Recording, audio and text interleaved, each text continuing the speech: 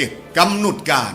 14ธันวาคม 9 นาฬิกาเริ่มลงทะเบียน16 นาฬิกา 30 นาทีทุกภาคส่วนพร้อมในงาน17 นาฬิกาพิธีเปิดงาน18 นาฬิกาทำวัดสวดมนต์เย็น19 นาฬิกาเริ่มการแสดงธรรมโดยพระเถระครูบาอาจารย์ตลอดทั้งคืน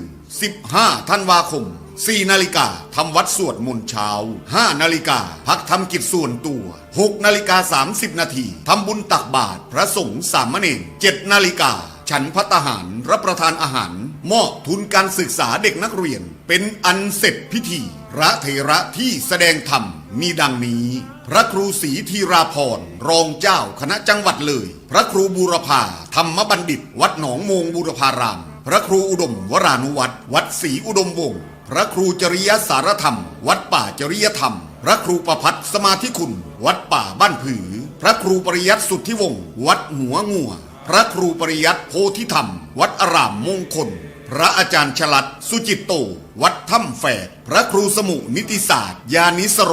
วัดบ้านคูนพระมหาบุญทันปัญญาวุฒโธวัดบุญนำมาเมตตาคำจุนพระอาจารย์สอนเพชรจันทโชโตอุทยานธรรมวังวิโมกข์พระครูสมุหารปัญญาธโรวัดป่าอาเจียงพระอาจารย์สรายุทธสิริสาโรวัดท่าพระยาจักรและองค์สรพจน์สุนทรวัดธรรมปัญญารามจึงขอบอกบุญขอเชิญชวนสาธุชนร่วมเปิดป่าฟังธรรมและขอเชิญท่านผู้ใจเป็นกุศลร่วมจองเป็นเจ้าภาพภัตตาหารเจ้าภาพโรงทานเจ้าภาพน้ำดื่มน้ำปานะเจ้าภาพกันเทศบูชาธรรมเจ้าภาพอื่นๆหรือร่วมบริจาคสมทบบุญได้ตามกำลังทรัพย์ตามกำลังศรัทธาของท่านสอบถามรายละเอียดได้ที่094-662-6935ผู้ใจกุศลที่อยู่แดนไกลโอนสมทบบุญได้ที่บัญชีธนาคารไทยพาณิชย์เลขที่บัญชี114-214-9897ชื่อบัญชีพระประหลัดณรงค์ฤทธิ์ร่วมสั่งสมบุญทานบารมีร่วมงานเปิดป่าฟังธรรมในครั้งนี้ได้บุญบารมีมหากุศลใหญ่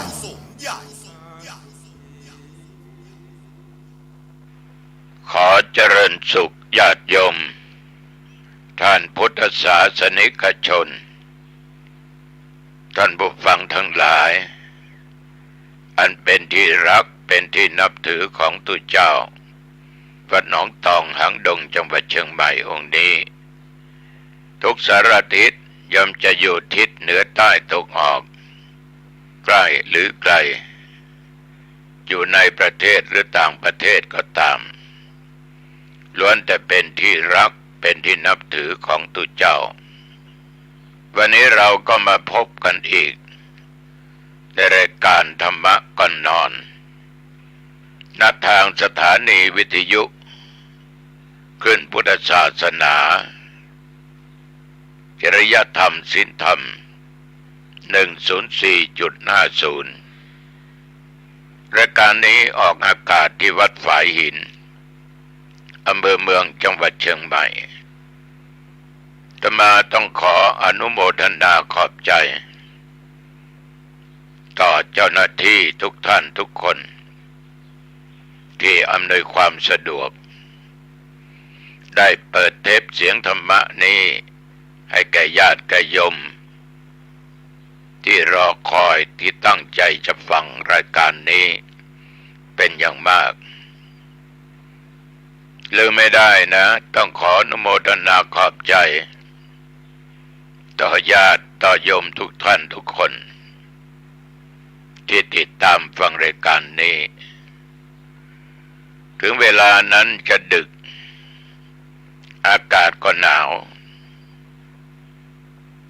ลมไม่ห่มผ้าหนาวฟ้าให้ผิงไฟแต่ถ้าญาติโยมหนาวหัวใจก็ให้ห่มธรรมะธรรมะทำให้เรานั้นอบอุ่นธรรมะทำให้เราได้บุญได้ปัญญาคนมีปัญญาคนมีธรรมมีศีลจิตใจสะอาดใจสงบนิ่งเขาอบอุ่น คนที่มีใจมีธรรมะไม่มีมลมลทินแปดเปื้อนไม่สกปรกใจก็สะอาด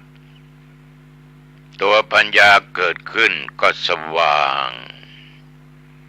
ฉะนั้นญาติโยมท่านผู้ฟังทั้งหลายก่อนที่จะฟังอะไรต่อไปนั้นเราในฐานะเป็นชาวพุทธพุทธะแปลว่าตื่นหรือเบิกบานเราก็ตื่นแล้วนะ เราก็ศึกษาธรรมฟังธรรมปฏิบัติตามพระธรรมคำสอนขององค์สมเด็จพระสัมมาสัมพุทธเจ้า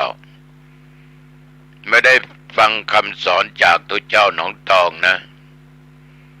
เราฟังคำสอนของพระพุทธเจ้าโยมอย่าลืมว่าเมื่อตถาคตนี้ได้จากได้พรากได้ดับขันธ์ปรินิพพานไปแล้ว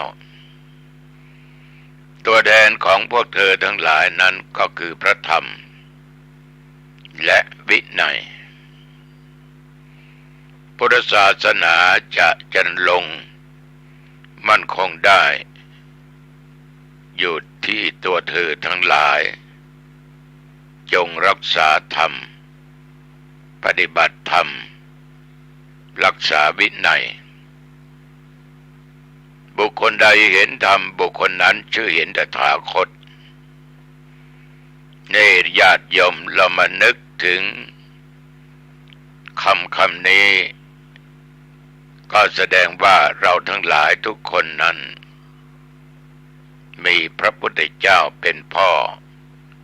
เพราะพระองค์เป็นเจ้าของศาสนาพุทธวันนี้จึงจะนำญาติโยมไหว้พระแล้วจึงจะได้นำหัวข้อธรรมต่างๆมาพูดให้ญาติให้โยมได้รับฟังกันเป็นธรรมะง่ายๆฟังง่ายๆแล้วเราทั้งหลายมักจะมองข้ามกันไปวันนี้เอาง่ายๆในหลักเลยนะแต่ก่อนอื่นต้องไหว้พระนะตั้งจิตตั้งใจให้มั่นคงและว่าพร้อมกับอาตมภาพไปอะระหังสัมมาสัมพุทโธภควาพุทธังภควันตังอภิวาเทมิกราบพระพุทธสวากขาโตภควตาธัมโมธัมมังนัมมัสสามิกราบพระธรรมสุปฏิปันโนภควโตสาวกสังโฆสังฆังนัมมามิกราบพระสงฆ์ศรัทธาสาธุชนญาติโยมเราได้น้อมกายน้อมวาจาและน้อมจิตใจของเรานั้นเอาพระรัตนตรัยเป็นสรณะเป็นที่พึ่งอาตมาภาพต้องสวดบทนี้เป็นประจำไม่ว่าจะตีสี่ไม่ว่าตอนค่ำก่อนจะหลับนอนอาตมาจะท่องจะสวดบทนี้ แล้วก็สวดบทพุทธคุณธรรมคุณสังฆคุณกล่าวคำนมัสการการนอบน้อมต่อองค์สมเด็จสัมมาสัมพุทธเจ้าเพราะ พระพุทธองค์นั้นตรัสรู้เองโดยชอบไม่มีใครเสี่ยมสอนเป็นผู้ไกลจากกิเลสเวลาเราทั้งหลายได้สวดแล้วอาตมาได้ปฏิบัติมาโรคภัยไข้เจ็บต่างๆนอกจากหมอรักษาแล้วได้ออกกำลังกายแล้วก็ด้วยบทพุทธคุณธรรมคุณสังฆคุณนี่แหละที่ทำให้จิตใจของเราเข้มแข็งตั้งมั่นไม่หวั่นไหวต่อโรคภัยไข้เจ็บโรคภัยไข้เจ็บเรารักษาด้วยยาที่หมอให้ที่ออกกำลังกายท่านทั้งหลายแล้วก็เราไหว้พระสวดมนต์มันก็ทำให้จิตใจของเรานั้นสะอาดสว่างนิ่งสงบเมื่อใจเราไม่หวั่นไหวไปตามกระแสอารมณ์อันเกิดขึ้นทางตาทางหูทางจมูกทางลิ้นทางกายอารมณ์ต่างๆนั้นเราก็ปล่อยวางไม่ได้นำมาคิดเพราะถ้านำมาคิดแล้วทั้งชอบไม่ชอบสิ่งไม่ชอบก็ทำให้จิตใจกระวนกระวายเป็นทุกข์อยู่ตลอดเวลาอารมณ์ใดที่ชอบบอกว่ามีความสุขก็กลัวมันจะหายจะพรากไปแต่มันต้องจากต้องพรากไปหายไปก็เป็นอันว่าอารมณ์ทั้งชอบไม่ชอบที่ตาไปเห็นรูปหูได้ยินเสียงจมูกได้ดมกลิ่นลิ้นได้ริมรสกายได้สัมผัสเมื่อฤดูนี้เราสัมผัสอากาศหนาวเย็นบางครั้งก็สัมผัสอากาศร้อนหรือสัมผัสเกี่ยวกับเวทนาที่เกิดขึ้นเมื่อเกิดการสัมผัสขึ้นเราจะชอบก็มีไม่ชอบก็มีทั้งชอบและไม่ชอบนั้นก็นับว่าเป็นเหตุให้เกิดทุกข์ทั้งนั้นฉะนั้นการไหว้พระสวดมนต์ด้วยบทพระรัตนตรัยและพุทธคุณธรรมคุณสังฆคุณคำนมัสการคือนะโมมันเป็นการรักษาใจของเราให้นิ่งให้มั่นคงไม่หวั่นไหวไปตามอารมณ์ต่างๆที่เกิดขึ้นท่านทั้งหลายในหลักธรรมนั้นโอวาทของพระพุทธเจ้าท่านได้สอนให้เราทั้งหลายเว้นจากการทุจริตคือการประพฤติความชั่วในทางกายทางวาจาและทางใจให้ประกอบทางสุจริตในทางที่ถูกต้องคือการประพฤติชอบทางกายวาจาและจิตใจสิ่งที่เป็นกุศลและอกุศลนั้น อกุศลทางกายเราต้องมีศีลเราต้องมีศีล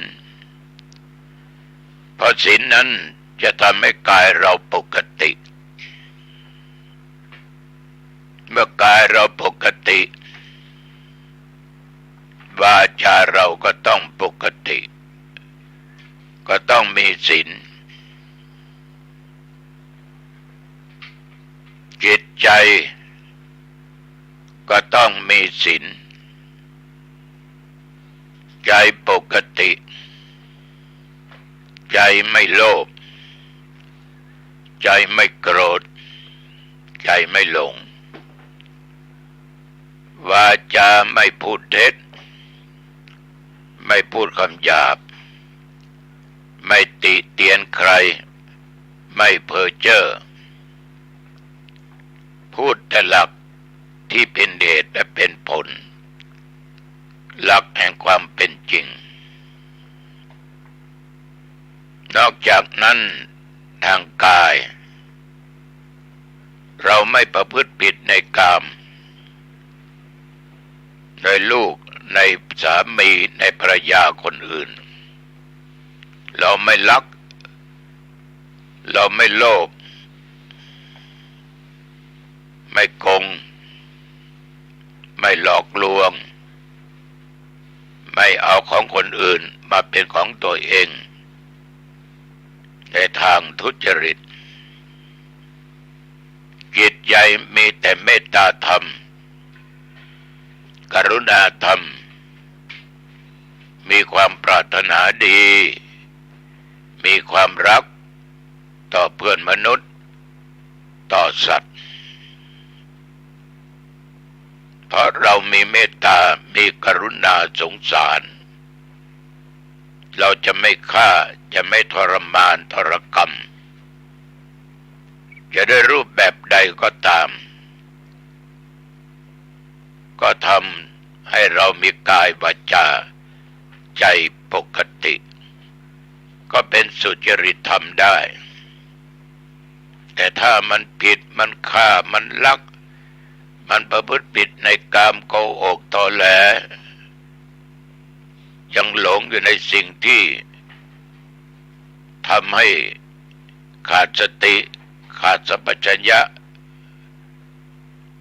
ยังตั้งอยู่ในความประมาทญาติโยมท่านทั้งหลายเมื่อทุจริตเกิดขึ้นนั้นมันจะนำความหายนะนำความฉิบหายนำความเสื่อมเสียเกิดขึ้นต่อบุคคลที่มีแต่การทุจริตไม่ว่าจะทุจริตต่อตัวเองต่อครอบครัวต่อการต่องานต่อหน้าที่อะไรก็ตามความทุจริตนั้นเป็นบ่อกเกิดแห่งความทุกข์ความฉิบหายความสุจริตนั้นเป็นบ่อกเกิดแห่งความสุขเป็นบ่อกเกิดแห่งความสงบเมื่อกายวาจาสุจริตก็ต้องระมัดระวังใจของเรานั้นพระพุทธองค์ให้โอวาทต้องทำใจให้หมดจดจากเครื่องเศร้าหมองใจใจเรานี้ต้องรักษาต้องทำความสะอาดก็คือทำจิตให้สุจริตธรรมไม่โลภไม่โกรธไม่หลงความโลภความโกรธความหลงนี้ทำให้จิตใจมัวหมองเศร้าหมองฉะนั้นญาติโยมถ้าจิตใจมัวหมองเศร้าหมองมันไม่มีความสุขนะ เพราะใจมันไม่สะอาดเนี่ยทุกวันนี้ที่มันเป็นข่าวกันอยู่ตลอดเวลาจบเรื่องนั้นต่อเรื่องนี้ต่อเรื่องของพระสงฆ์บ้างเรื่องทำบุญเรื่องอะไรจิปาถะขนาดงานทอดผ้ากฐินก็ยังมีปัญหาแต่จริงไม่มีปัญหาหรอกเป็นพระบรมพุทธานุญาตที่พระเจ้าท่านอนุญาตไว้แต่คนเราทำให้เกิดปัญหาเพราะความโลภและเรื่องต่างๆก็เพราะความโกรธความอาฆาตมาดร้ายกันกูว่ามึงว่ากูทุกคนทุกองค์นั้นก็ถือว่าตัวนี้ถูกตัวนี้ดีตนดีตนถูกคนอื่นไม่ถูกคนอื่นไม่ดีก็เรียกว่ากูดีคนเดียว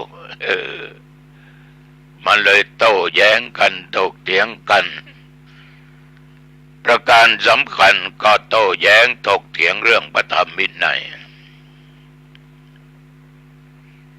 ก็มีญาติโยมถามอาตมาภาพเกี่ยวกับพฤติกรรมของพระสงฆ์ที่มันเกิดขึ้นโยมก็ถามว่าทำไมพระสงฆ์หรือพระในพุทธศาสนาเดี๋ยวนี้จึงประพฤติปฏิบัติไม่อยู่ในร่องรอยอยู่ในศีลอยู่ในธรรมหรือมีเรื่องนั้นเรื่องนี้เกิดขึ้น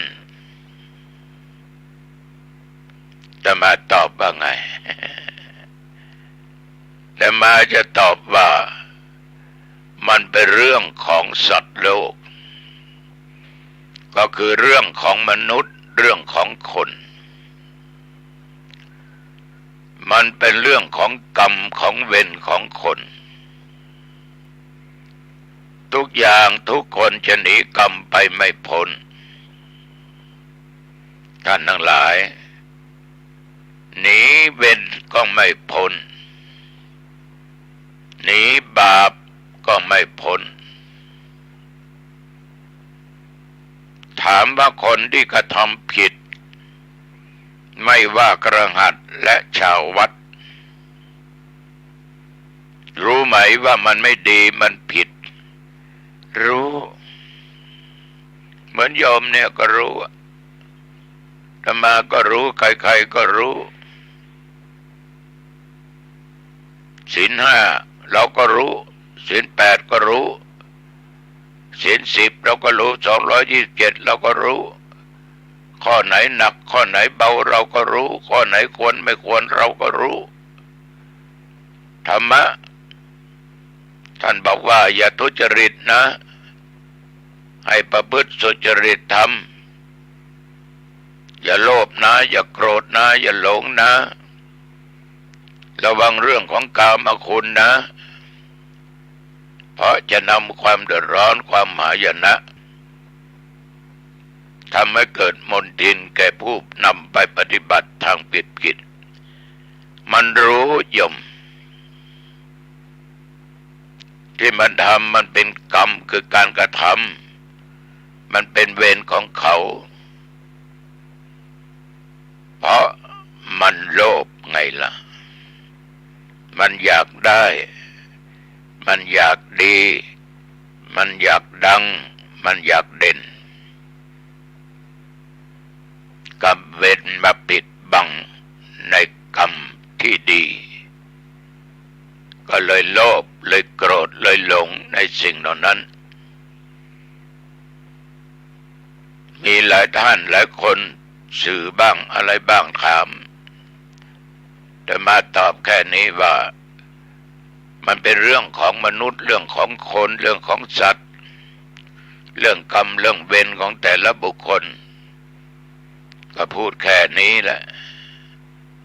ไม่ว่าเขาไม่ว่าเราก็เป็นอย่างนี้วันนี้เกิดกับเขาวันหน้าอาจจะเกิดกับเรา ทั้งที่เราก็รู้เมื่อเกิดกับคนอื่นเราก็บอกว่าคนนั้นไม่ดีอย่างนั้นคนนี้ไม่ดีอย่างนี้พระรูปนั้นไม่ดีผิดศีลผิดธรรมฆราวาสคนนั้นไม่ดีอย่างนั้นอย่างนี้ก็เขาก็รู้อยู่ว่ามันไม่ดีเขาก็ทำแต่สักวันนั้นน่ะมันอาจจะเกิดขึ้นกับตัวเราก็ได้ฉะนั้นญาติโยมเราต้องระวังต้องปฏิบัติไปตามโอวาทคำสอนของพุทธเจ้าให้ประกอบแต่ทางที่ดีคือทางสุจริตธรรมให้ระวังเรื่องการทุจริตและต้องทำจิตใจของเรานั้นให้หมดจดสดใสสะอาดปราศจากความโลภความโกรธความหลงเรื่องกายทุจริตนั้นก็พูดไปแล้ววจีทุจริตก็พูดไปแล้วมโนทุจริตก็พูดไปแล้วย้ำอีกอย่างหนึ่งกายทุจริตฆ่าสัตว์ลักทรัพย์ประพฤติผิดในกามวจีทุจริตพูดเท็จพูดส่อเสียดพูดคำหยาบพูดเพ้อเจ้อมโนทุจริตโลภอยากได้ของเขาพยาบาทปองร้ายเขาเห็นผิดจากกองธรรมเพราะว่าเห็นผิดนี่แหละมันจึงทำให้เราได้รับความทุกข์อย่างที่เขาบอกว่าเห็นกงจักรเป็นดอกบัวเห็นชั่วเป็นดีเห็นดีเป็นชั่วเห็นขาวเป็นดำเห็นดำเป็นขาวบางคนเห็นผิดไปกราบไปไหว้ทำไมพระพุทธรูปเป็นปูนเป็นอิฐเป็นไม้เป็นทองเหลืองทองแดงมันไม่มีประโยชน์อย่าไปกราบไปไหว้มันไม่ได้เกิดผลอะไรเห็นผิดอย่าให้ทานพระก็เอาปัจจัยไปสร้างพระพุทธรูปสร้างโน่นสร้างนี่อย่างใหญ่โตมโหฬารเอาเงินเอาทองไปแจกจ่ายคนอื่นดีกว่าบุญสำเร็จด้วยการให้ทานทานนะจะเกิดเป็นบุญได้ผู้ให้ต้องมีจิตใจบริสุทธิ์ของที่ให้ก็บริสุทธิ์บุคคลที่ให้คือปฏิฆาหกต้องเป็นผู้บริสุทธิ์คือมีศีลมีธรรมฉะนั้นจะหาให้ครบทั้งสามอย่างเนี่ยมันก็ยากอยู่นะมันก็อาจจะไม่ถึง100%เอา50/50ก็ยังได้บุญได้กุศลเยอะอย่าหลงผิดว่าทำแล้วไม่ได้บุญคิดทำนั้นคือความดีก็เป็นบุญคิดจะพูดดีก็ได้บุญคิดไม่โลภไม่โกรธไม่หลงก็เป็นบุญจะหลงผิดว่าให้ทานแล้วไม่ได้บุญรักษาศีลไม่เกิดประโยชน์ภาวนาไม่ได้อะไรอย่าไปไหว้พระไหว้อิฐไหว้ปูนไหว้หินไหว้ทรายไหว้ไม้ญาติโยมท่านผู้ฟังบางคนมีความเห็นผิดบาปก็ไม่มีบุญก็ไม่มีนรกจะมีหรือเปล่าก็ไม่รู้สวรรค์จะมีไม่มีก็ไม่รู้เป็นคนลวงของพระที่หลอกลวงไอ้โยมไปทำบุญรักษาศีลฟังเทศน์เจริญเมตตาภาวนาทุกอย่างอยู่ที่ตัวเราหมดทุกอย่างอยู่ที่ตัวเราอยู่ที่กายวาจาและด้านจิตใจของเราแต่เราอย่าลืมต้องมีที่ยึดเหนี่ยวในทางที่ถูกต้อง สารูปของพระพุทธเจ้านั้นมันไม่เหมือนกันแต่เราก็ว่านี่คือตัวแทนของพุทธเจ้าเราได้กราบได้ไหว้เราก็นึกถึงพระคุณของท่านนึกถึงคุณงามความดีบารมีของพระองค์ท่านแล้วท่านสอนว่าอย่างไรเราก็เอาสิ่งเหล่านั้นมาประพฤติปฏิบัติคุณโยมทั้งหลายอย่าลืมนะบ้านที่เราอยู่ต้องอาศัยหลายอย่างถ้าเป็นบ้านคอนกรีตต้องมีอิฐมีปูนมีหินมีทรายมีเหล็กมีกระเบื้องมุงใช่ไหมเอาแต่ปูนหมดก็ไม่มั่นคงเอาแต่หินก็ไม่มีอะไรจะมาจับเอาแต่น้ำก็ทำไม่ได้มันต้องอาศัยซึ่งกันและกันตัวเราจะเปลยจะเป็นชีเปลยได้ไหมอย่างนั้นมันจะต้องมีทั้งที่เป็นปุคลาธิฐานและมาเป็นธรรมาธิฐานได้สาธุชนญาติโยมคนเราต้องกินต้องใช้ต้องดื่มต้องหาถ้าอยากธรรมะจริงๆก็ไม่ต้องหาอะไรกันนะแต่เมื่อเราหาไปเราก็ได้แล้วเราก็ทำในสิ่งที่ดีฉะนั้นเรื่องของพระธรรมวินัยเนี่ยเป็นเรื่องที่ละเอียดมากเป็นเรื่องที่บุคคลทุกคนจะต้องศึกษาจะต้องคิดให้ดีแล้วก็ทำให้ถูกต้องบางคนบอกว่าทำดีได้ดีมีที่ไหนทำชั่วได้ดีมีถมไปโอ้ไม่น่าจะพูดเลยอย่างนี้ทำดีมันต้องได้ดีทำไม่ดีก็ได้ไม่ดีไม่ไหวพระไม่ว่าโยมหรอกพระก็เป็นมนุษย์มีเลือดมีเนื้อมีทุกอย่างเหมือนกับโยมก็เหมือนพระโยมจะเป็นพระก็ได้แต่โยมปฏิบัติตามพระธรรมวินัยพระโสดาบันพระสกิทาคาพระอนาคาพระอรหันต์เราเข้ามาบวชเป็นสัญลักษณ์ว่าเป็นพระสงฆ์ก็โดยสมมุติท่านบอกว่าโดยสมมุติแต่ถ้าหากว่าได้ปฏิบัติจนได้โสดาบันไปจนถึงพระอรหันต์มันก็เป็นพระพุทธศาสนาของเราไม่ได้ปฏิเสธคฤหัสถ์ก็เป็นพระได้แต่การนุ่งห่มมันจะแตกต่างกันไปเท่านั้นเราจะได้แยกว่านี่คือพระสงฆ์นักบวชนี่คือคฤหัสถ์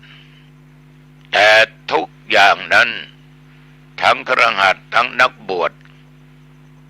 ก็มีสิทธิ์เป็นพระโสดาบันได้และสำเร็จเป็นพระอรหันต์ได้แต่มาบวชนั้นมันก็พยายามมีวิริยะคือความเพียรมุมานะบักบั่นศึกษารักษาพระธรรมวินัยปฏิบัติตามพระธรรมวินัยแต่ไม่ใช่ว่ามันจะ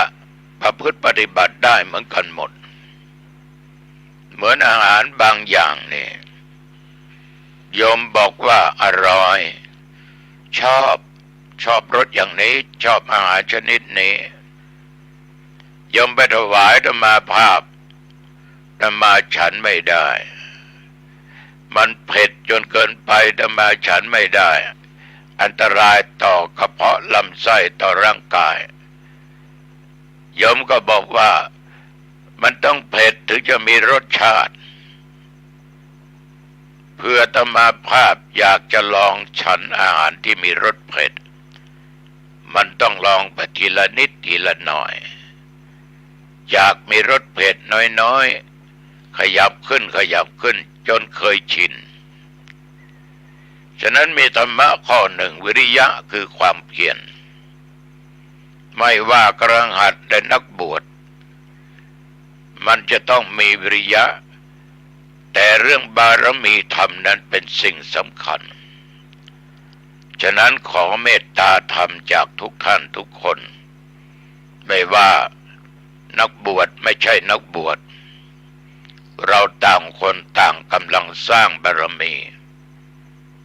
ชีวิตสรีระร่างกายของเรายังมีส่วนประกอบธาตุดินธาตุน้ำธาตุไฟธาตุลมเราข้างนอกยังมีเนื้อหนังหุ้มห่อร่างกายอยู่ถ้าไม่มีมันก็อยู่ไม่ได้มีเลือดมีของที่เป็นส่วนดินที่เข้มข้นเรามีธาตุทั้งสี่แต่ใครธาตุคนไหนคนใดอยากแข็งแกร่งกว่ากันเท่านั้นเองฉะนั้นญาติโยมแม้แต่การเกิดเป็นมนุษย์เราก็ยังไม่เหมือนกันธรรมาตุเจ้าวัดหนองตองหางดงเชียงใหม่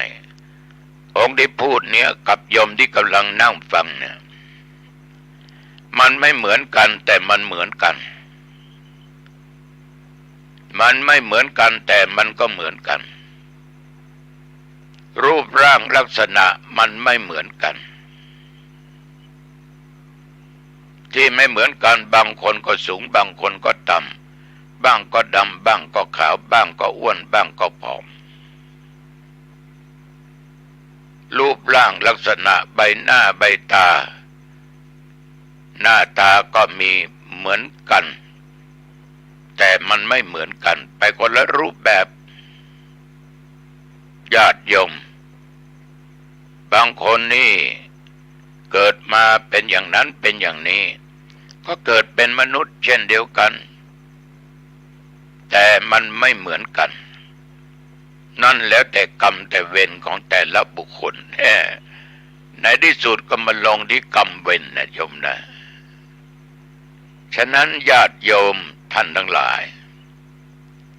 คนเรานี้จะให้เหมือนกันหมดเป็นไปไม่ได้นาจิตต่างจิตต่างใจต่างความคิดต่างความอ่านเราจะให้เขามาเหมือนเราทุกอย่างมันเหมือนไม่ได้ใจเราไปเหมือนเขาก็เหมือนไม่ได้พระองค์นั้นก็เป็นอย่างนั้นองค์นี้ก็เป็นอย่างนี้บางองค์บุญญาบารมีอดีตชาติท่านมีมากทั้งเกิดมาชาตินี้ก็ได้พบ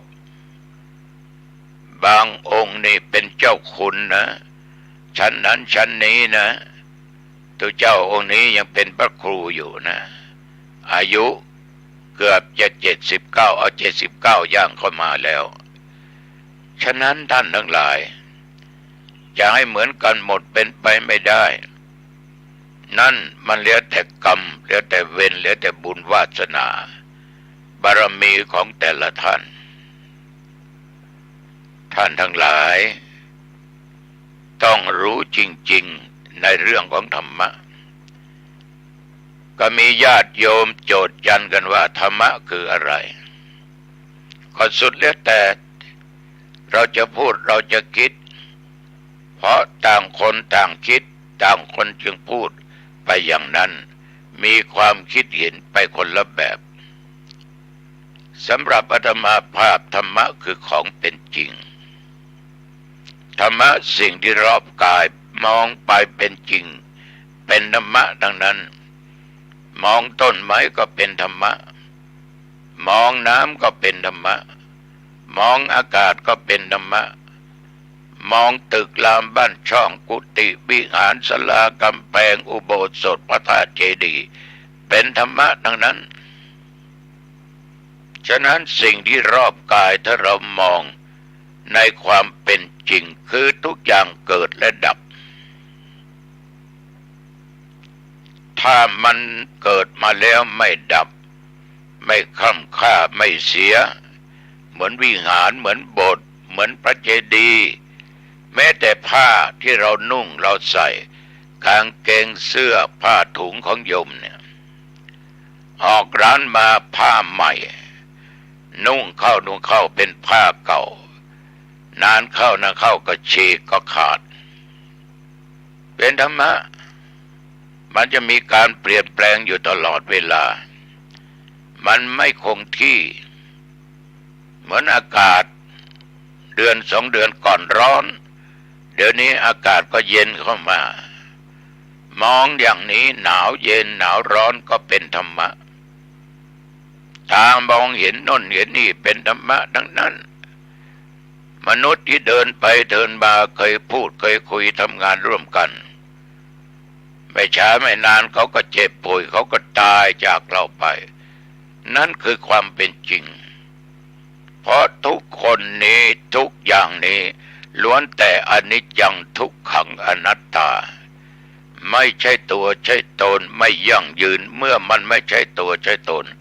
มันบังคับกันไม่ได้ฉะนั้นญาติโยมต้องมองทุกสิ่งในความเป็นจริงนี่คือธรรมะที่รอบกายธรรมะในกายเราต้องค้นดูว่าในกายของเราเนี่ยตั้งแต่ผมขนเล็บฟันหนังเนื้อทุกสิ่งทุกอย่างที่เราว่าธาตุสี่ดินน้ำลมไฟมันก็เป็นธรรมะมีการเปลี่ยนแปลงอยู่ตลอดเหมือนธรรมาภาพนั่งบรรยายธรรมะบันทึกเสียงธรรมะธรรมานั่งบนเตียงนะเดี๋ยวนี้แล้วก็เอาหลังให้พิงกับหมอนสี่เหลี่ยมนะถามว่าระยะนี้ปวดขาไหมปวดบั้นเอวไหมปวดญาติโยมแต่เราจะหยุดไม่ได้เราต้องบรรยายไปจนจบตามกำหนดเวลามันก็ผ่านไปเดี๋ยวก็ถึงเวลาที่กำหนด1 ชั่วโมงหรือ50 นาทีนี่ก็คือธรรมะในร่างกายของเราเนี่ยอันนี้จังไม่เที่ยงแท้แน่นอนเกิดมาก็เป็นเด็กชายเป็นเด็กหญิงเป็นนายนั้นนางสาวนี้มีครอบครัวก็มีลูกมีเต้าเนื้อหนังมังสังก็เปลี่ยนแปลงไปจากเต่งตึงก็เหี่ยวย่นหดหู่จะแก้ไขจะดึงขนาดไหนมันก็เอาชนะมันไม่ได้ผมที่อยู่บนหัวอาตมานี่ขาวเกือบหมดมันยังมีสีดำหลายเส้นอยู่แซงอยู่ฉะนั้นมันมีการเปลี่ยนแปลงตาก็เปลี่ยนแปลงจมูกอะไรก็เปลี่ยนแปลงแม้แต่การจะฉันอาหารมันก็เปลี่ยนแปลงไปมากเหมือนกับญาติกับโยมหลายท่านหลายคนเคยพูดว่าโอ้หลวงพ่อเมื่อก่อนนี้ชอบมากลาบเนื้อก็ดีซ่าก็ดีแกงอ่อมก็ดีอาหารอันนั้นอันนี้ชอบมากอร่อยจริงๆเดี๋ยวนี้เอาไม่ไหวแล้วเป็นอะไรโยมฟันมันไม่ค่อยดีมันปวดฟันเจ็บฟันถอนออกไปตั้งหลายซี่เนี่ยมองมาในกายเนี่ยมันก็เป็นของที่มีการเปลี่ยนแปลงเป็นธรรมะแล้วทุกสิ่งทุกอย่างมันก็ค่ำคร่าเท่าแก่ชราไปคุณโยมจะอยู่ที่เดิมเหรอมันไม่อยู่เมื่อก่อนเป็นเด็กหญิงเป็นนางสาวถ่ายรูปไว้ลองดูปัจจุบันกับเด็กกับนางสาวปัจจุบันมันเปลี่ยนแปลงใหม่อันนี้จังเนาะเป็นของไม่เที่ยงเกิดแล้วก็มีการแปรปรวนเปลี่ยนแปลงไปตามสภาวะตามโอกาสเวลาทั้งข้างในตับไตปอดม้ามอะไรเหล่านี้ญาติโยมอยู่ในลำไส้ของเราเนี่ยก็คืออาหารที่เป็นของใหม่ที่เราทานเราฉันไป ราคาเป็นหลายสิบเป็นร้อยเป็นพันเป็นกี่พันกี่หมื่นก็สุดแล้วแต่ในที่สุดอาหารนี่ในกระเพาะมันก็กันกองส่วนดีก็ส่งเลี้ยงร่างกายส่วนเสียก็นอนเนื่องอยู่ถึงเวลาก็ออกเราเรียกว่าอุจจาระเหม็นไหมเหม็นมีกลิ่นเหม็นอยู่ในท้องทำไมไม่เหม็น เราก็อุ้มขี้ไปมาเนี่ยใช่ไหมญาติโยมเอาของเน่าเหม็นทั้งนั้นใส่ไว้ในพุงแล้วนี่นะดูแล้วยังสวยยังงามญาติโยมบางท่านบางคนก็หลงในรูปนี่สวยมากหล่อมากท้องไม่เฟ้อเหมือนท้องดูเจ้าวัดหนองตองแต่ข้างในมองยังไงก็อย่างเดียวกันเละเทะอย่างเดียวกันน้ำก็กลั่นกรองออกมาเป็นน้ำปัสสาวะเป็นน้ำเสียของเสียออกไปอาหารก็เป็นของเสียออกไปมีกลิ่นหมดแม้แต่น้ำปัสสาวะก็มีกลิ่นลองไปขับไปถ่ายออกที่ไหนตรงไหนเหม็นปัสสาวะเหม็นเยี่ยวใครมาเยี่ยวตรงนี้เหม็นจังนี่ญาติโยมก็แสดงว่าของเหม็นของเน่าที่อยู่ในตัวเราเนี่ยเป็นธรรมะทั้งนั้นน้ำเราดื่มเข้าไปแก้วตั้งหลาย10 บาทโยมดื่มเหล้ายี่ห้อนั้นยี่ห้อนี้หลายร้อยเป็นพันเป็นหมื่นเป็นแสน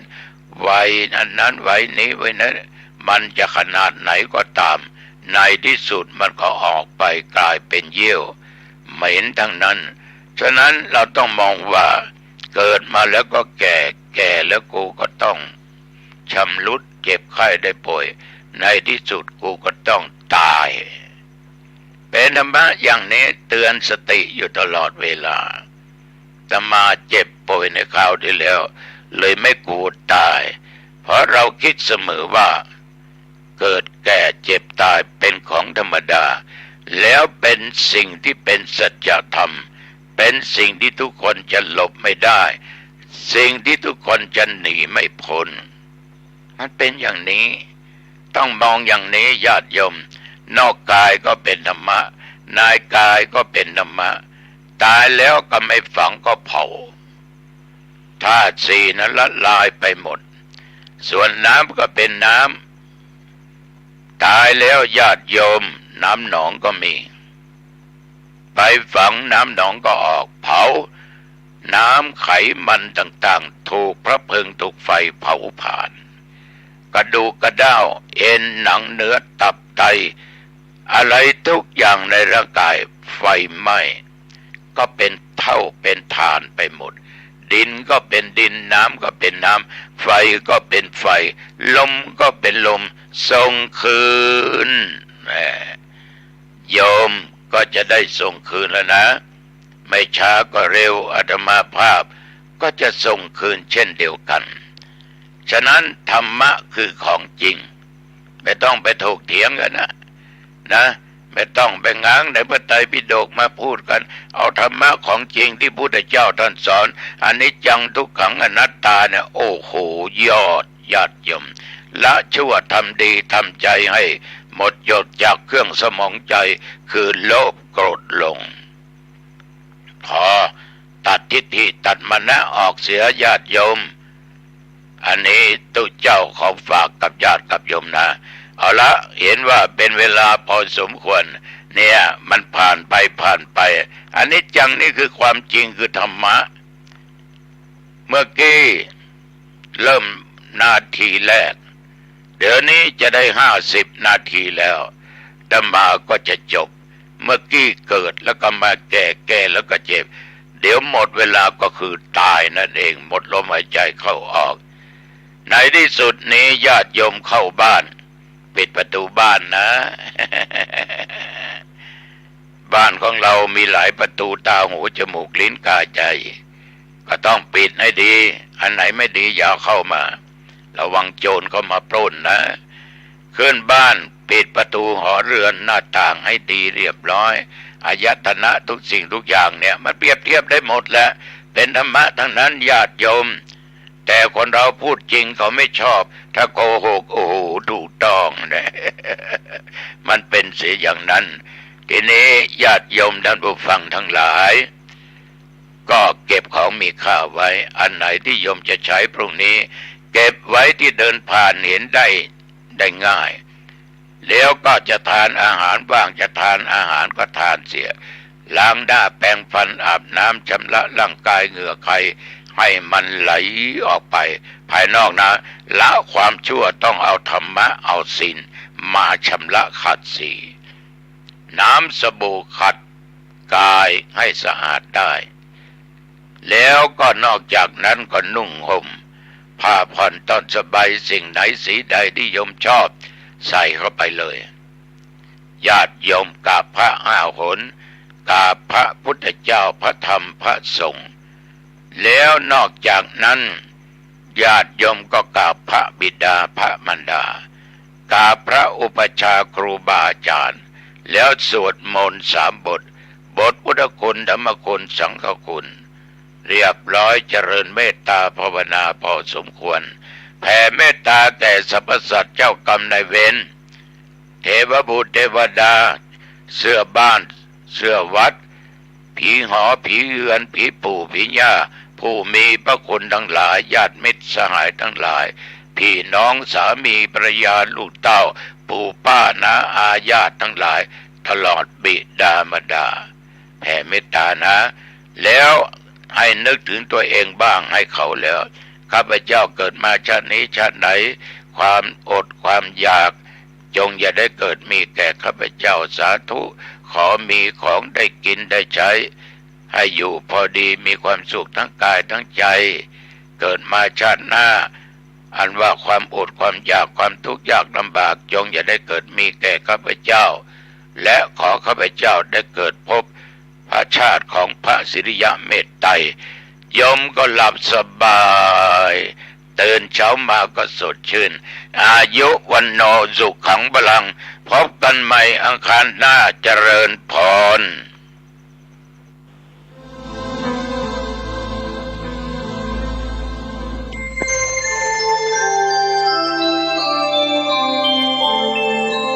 ขณะนี้ท่านกำลังฟังสถานีวิทยุกระจายเสียง FM 104.5 เมกะเฮิรตซ์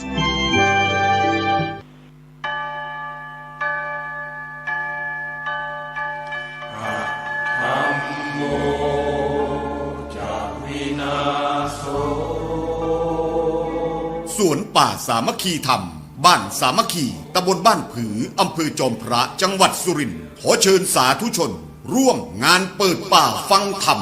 ในวันที่ 14 และ 15 ธันวาคม พุทธศักราช 2567 กำหนดการ 14 ธันวาคม 9 นาฬิกาเริ่มลงทะเบียน 16 นาฬิกา 30 นาทีทุกภาคส่วนพร้อมในงาน 17 นาฬิกาพิธีเปิดงาน 18 นาฬิกาทำวัดสวดมนต์เย็น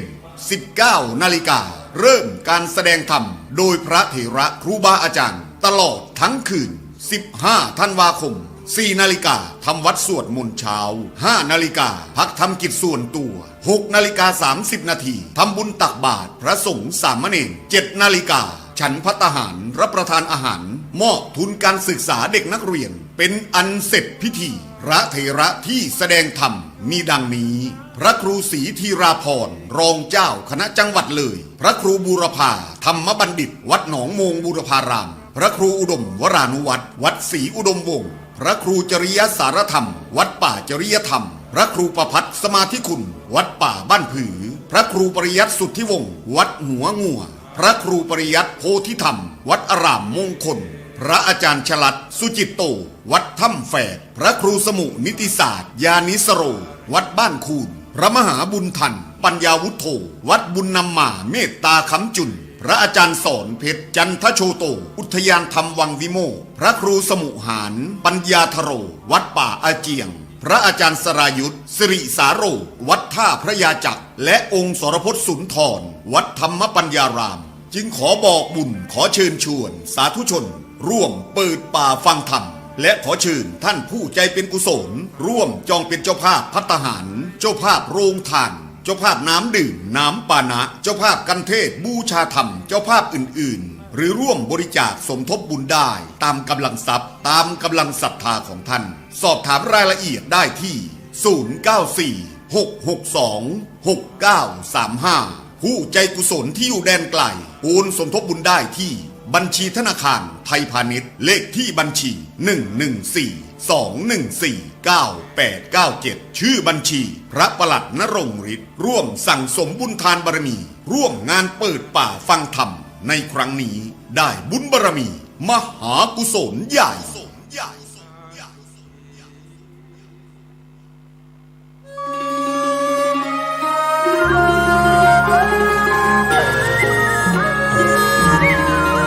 เนื่องในเทศกาลสีสันแสงสว่างแห่งความสุขประเวณียี่เป่งลอยกระทงเจียงใหม่ในปีนี้วัดพระสิงห์วรมหาวิหารขอจวนเจริญพรมายังศรัทธานาบุญทุกท่านร่วมบำเพ็ญมหาพลานิสงส์ถวายโคมไฟโคมประดับในงานประเวณียี่เป่งจำนวน 84,000 ดวงตามจำนวนสังขยานับได้แห่งพระสัทธรรมขององค์สมเด็จพระบรมศาสดาสัมมาสัมพุทธเจ้าที่ได้ตรัสสอนสั่งยังเวนยชนและเพื่อน้อมถวายบูชาพระพุทธปฏิมาองค์เอกอ้างพระพุทธสิหิงพระสิงห์หลวงเจ้ากับทั้งจักได้น้อมถวายบูชาพระมหาเจติยะพระบรมธาตุหลวงเจ้าประจำปีกำจาตามโรงงูใหญ่โคมไฟโคมพัดและโคมลอยนั้นเจ้าล้านนาใจเพื่อฮื้อแสงสว่างใจนำทางในยามค่ำคืนหรือเอาตั้งเอาแขวนไว้ในศาสนสถานที่เคารพนับถือในความศักดิ์สิทธิ์แห่งพระพุทธศาสนาเพื่อถวายเป็นพุทธบูชาธรรมบูชาสังฆบูชาตามความเชื่อความเลื่อมใสศรัทธาของชาวล้านนาที่มีวิถีชีวิตผูกพันในบวรพระพุทธศาสนามีการใช้ภูมิปัญญาจินตนาการประดิษฐ์เครื่องสักการะต่างๆสืบสานพัฒนาต่อยอดให้วิจิตรพิสดารยิ่งขึ้นแล้วนำมาวางตั้งหรือแขวนเพื่อบูชาสิ่งศักดิ์สิทธิ์อันเป็นอุดมมงคลที่ควรเคารพนั้นในวาระโอกาสอันดีงามที่เปี่ยมล้นด้วยความสุขนี้วัดพระสิงห์วรมหาวิหารจังหวัดเชียงใหม่ขอเจริญพรเรียนเชิญทุกท่านร่วมถวายโคม 84,000 ดวงเริ่มงานตั้งแต่วันพุธที่1 พฤศจิกายนพุทธศักราช 2566 จนถึงวันเสาร์ที่ 6 มกราคม พุทธศักราช 2567 เพื่อจันโลงสืบทอดพระพุทธศาสนาและวัฒนธรรมประเพณีอันดีงามนี้เพื่อให้เกิดความจำเริญมั่นคงรุ่งเรืองในชีวิตเจริญลาภเจริญยศเจริญใจเจริญยิ่งขึ้นไปตราบกาลนานนั้นแด่เตอสวา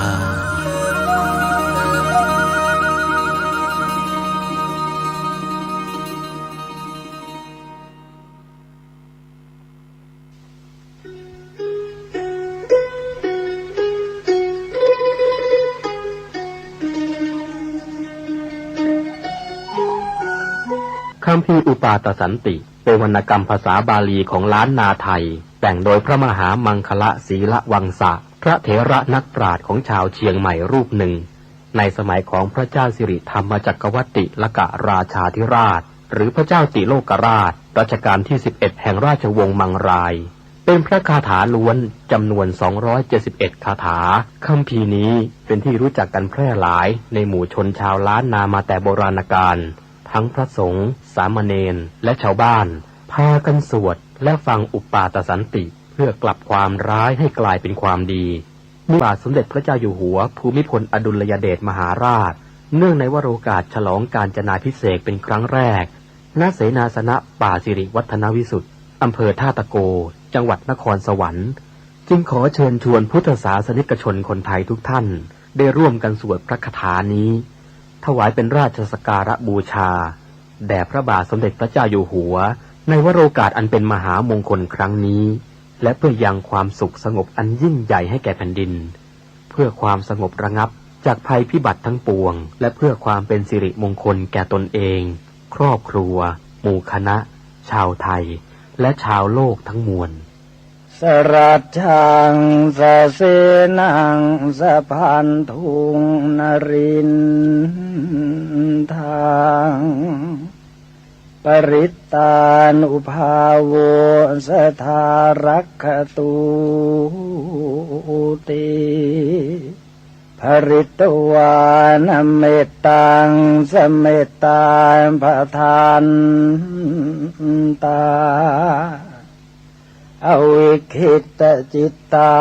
ปริตตังพนันตุสักเขกาเมจรูเปคิริสิขารตเตจันตลิเควิมา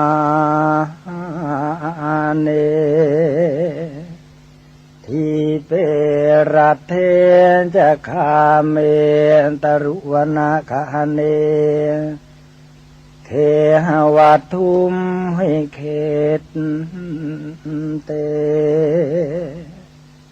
ภูมิมาจายันตุเทวาชละทละวิสเมยัคขกันทัพพนาคาติทันตาสันติเกยังมุนิวรวจนังสานทโวเมสุนันตุธรรมัสสวนกาโลยัมปทันตาธรรมัสสวนกาโลยัมปทันตาธรรมัสสวนกาโลยัมปทันตานะโมตัสสะภะคะวะโตอะระหะโตสัมมาสัมพุทธัสสะนะโมตัสสะภ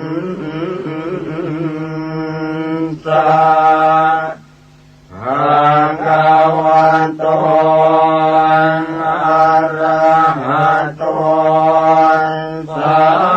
มมาสัมพุทธั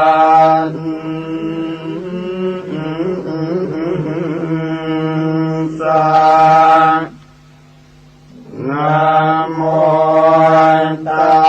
สสะภะคะวะโต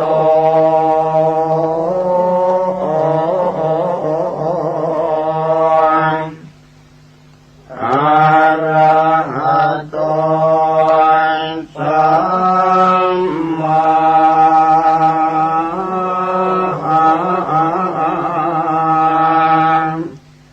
สัมพุทธัส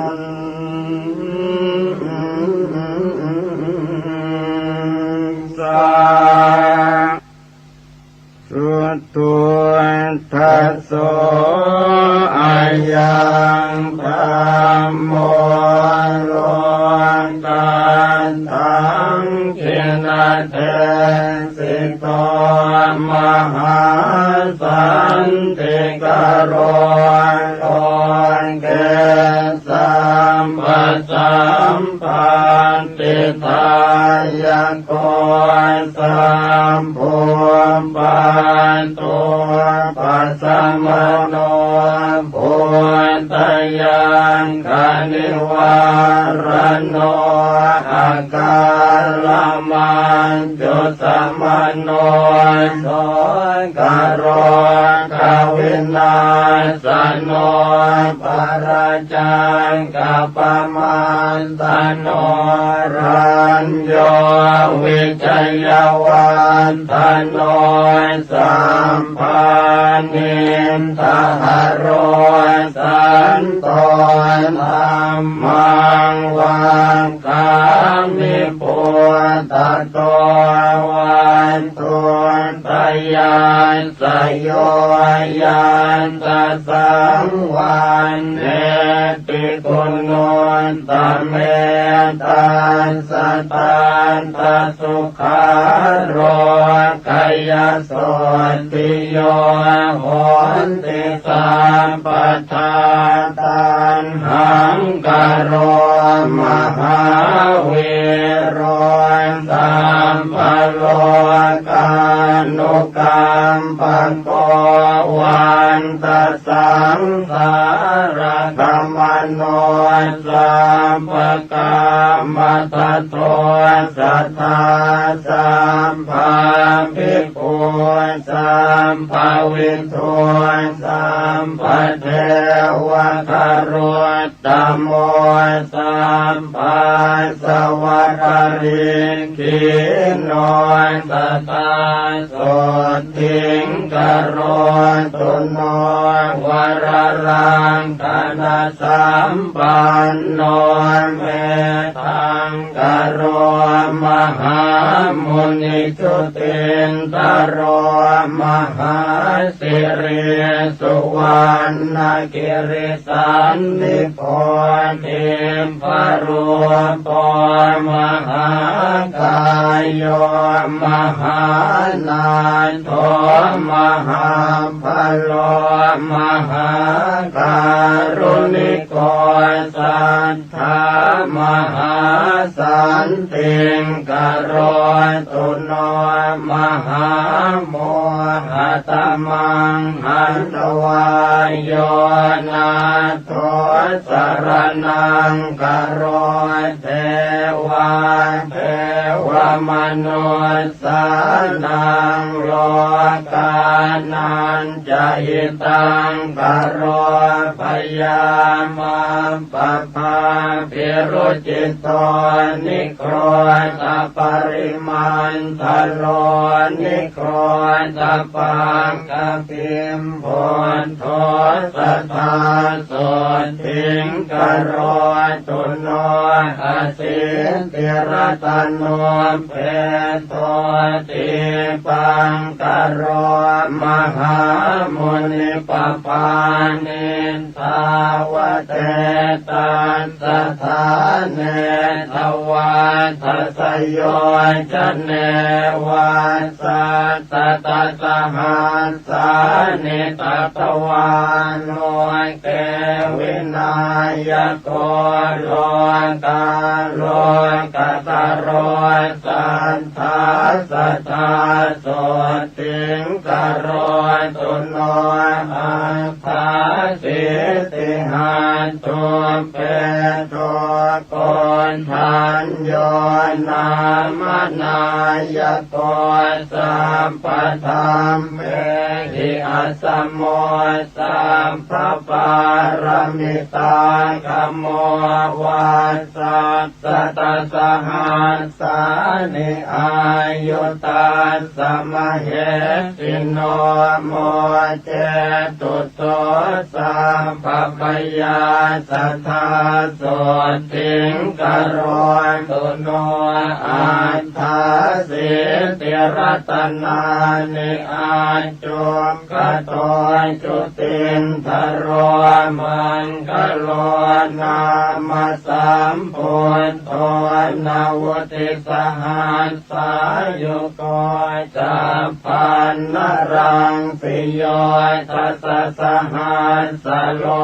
กธาตุโยภรันตาตาสัจจาแทนติเอสะโสทิงกโรตุโนนาวติรตโนเปโตสุมโน นามนายโกกัญจนาจรสังกาโสนวุติสหัสสายุโกอุเปโตปุณฑกุณเนหิสัมปสันตหิเตสโกกโรตุโนมหาสันติงอารกยัญจะสุขังสตาอสิติรัตโนเพโทสัตติสหัสสะอายุโกเรวโตธรรมสัมพุทโตสัมปโลกุตตโรมุนิตาสัสริเรเนพัตตาปภามาลาอนุตตราปรันตายโยชเนนิจังสัทธาโสทิงกโรตุโนโมปิโตนามาสัมพุทโตนาวุติสหัสสายุโกสังสารสากเรสันเตภะหุโมเจติทุกขโตอันตปัญญาสารตนังอาจุกโตมหามุนิโอภาเสติติสาสัมภาสัทธาโสติงกโรตุโนอโนมัทานสิสัมพุทโธเตชันสิทุรติกัมโมอันตปันนาสรตโนโอภาเสนโตสเทวเกนิพพานปาปะโกโลเกวัสสัสตสหัสสายุกโรตุโนมหาสันติงสุขิตาจะมยังสัทธาปตุโมนามาสัมพุทโธโลกเจโทนราสะโพอันตปัญญาสารตโนอาทิตโยววิโรจติวาสัสตสหัสสานิอายุตัสสะมเหสิโนโสปิพุทโธการุณิโกสัทธาโสติงกโรตุโนอัตตาสิติรัตโนเพโทนารโทสัมปกามโตนิรันตรังติวารันติงโยชนังปรเตปภานาวติวาสสหัสสานิทัตวาโลเกวินายโกโมเจติทุกขโตสัตเตโสปิสุติงกโรตุโนอันตปันนาสรตโนปตุโมตตโรมหามุนิตาสัพพกติการังสิปรันติทวาทัสโยชเนวัสสัสตสหัสสานิทัตวาโลเกมตันตโทโมเจติพันธนาสัตเตโสปิปาเลตุโนสัทธาอัตถาสิติรัตนานิอาจุขโตมหามุนิสุเมโทนามาสัมพุทโธนาวุติสหัสสายุโกตัสสะปะกติการังสิปรันติโยชนังสัทธาปะเลตุโนสัทธาพุทโธปเยหิวิวิเทหิจปัญญาสารตโนเพโทสุชาโตนามนายโกเหม วันโนมหาเวโรมหาธรรมวิโนตโนนาวติวัสสหัสสานิอายุตาสมเหสิโนโสติปุณโทตารุณิโกสัทธาโสติงกโรตุโนอสิติรตโนเพโทปิยทัสสิมหามุนินาวุติวาสสหัสสานิทัตวาโลกาคณายโกโสติสัพพพุโนเปโตสัพพโลกสุขัมปโตสัมปโตสังวินาเสนโตสัพพังโสติงกโรตุโนอสิติรตโนเปโทอันตตาสินราสโพวาสัสตสหัสสานิโลเกอันทาสินายโกตัสสะปะกติการังปิภรันติโยชนังสัทธานิรันตรังทิวารันติงนาโทโสติงกโรตุโน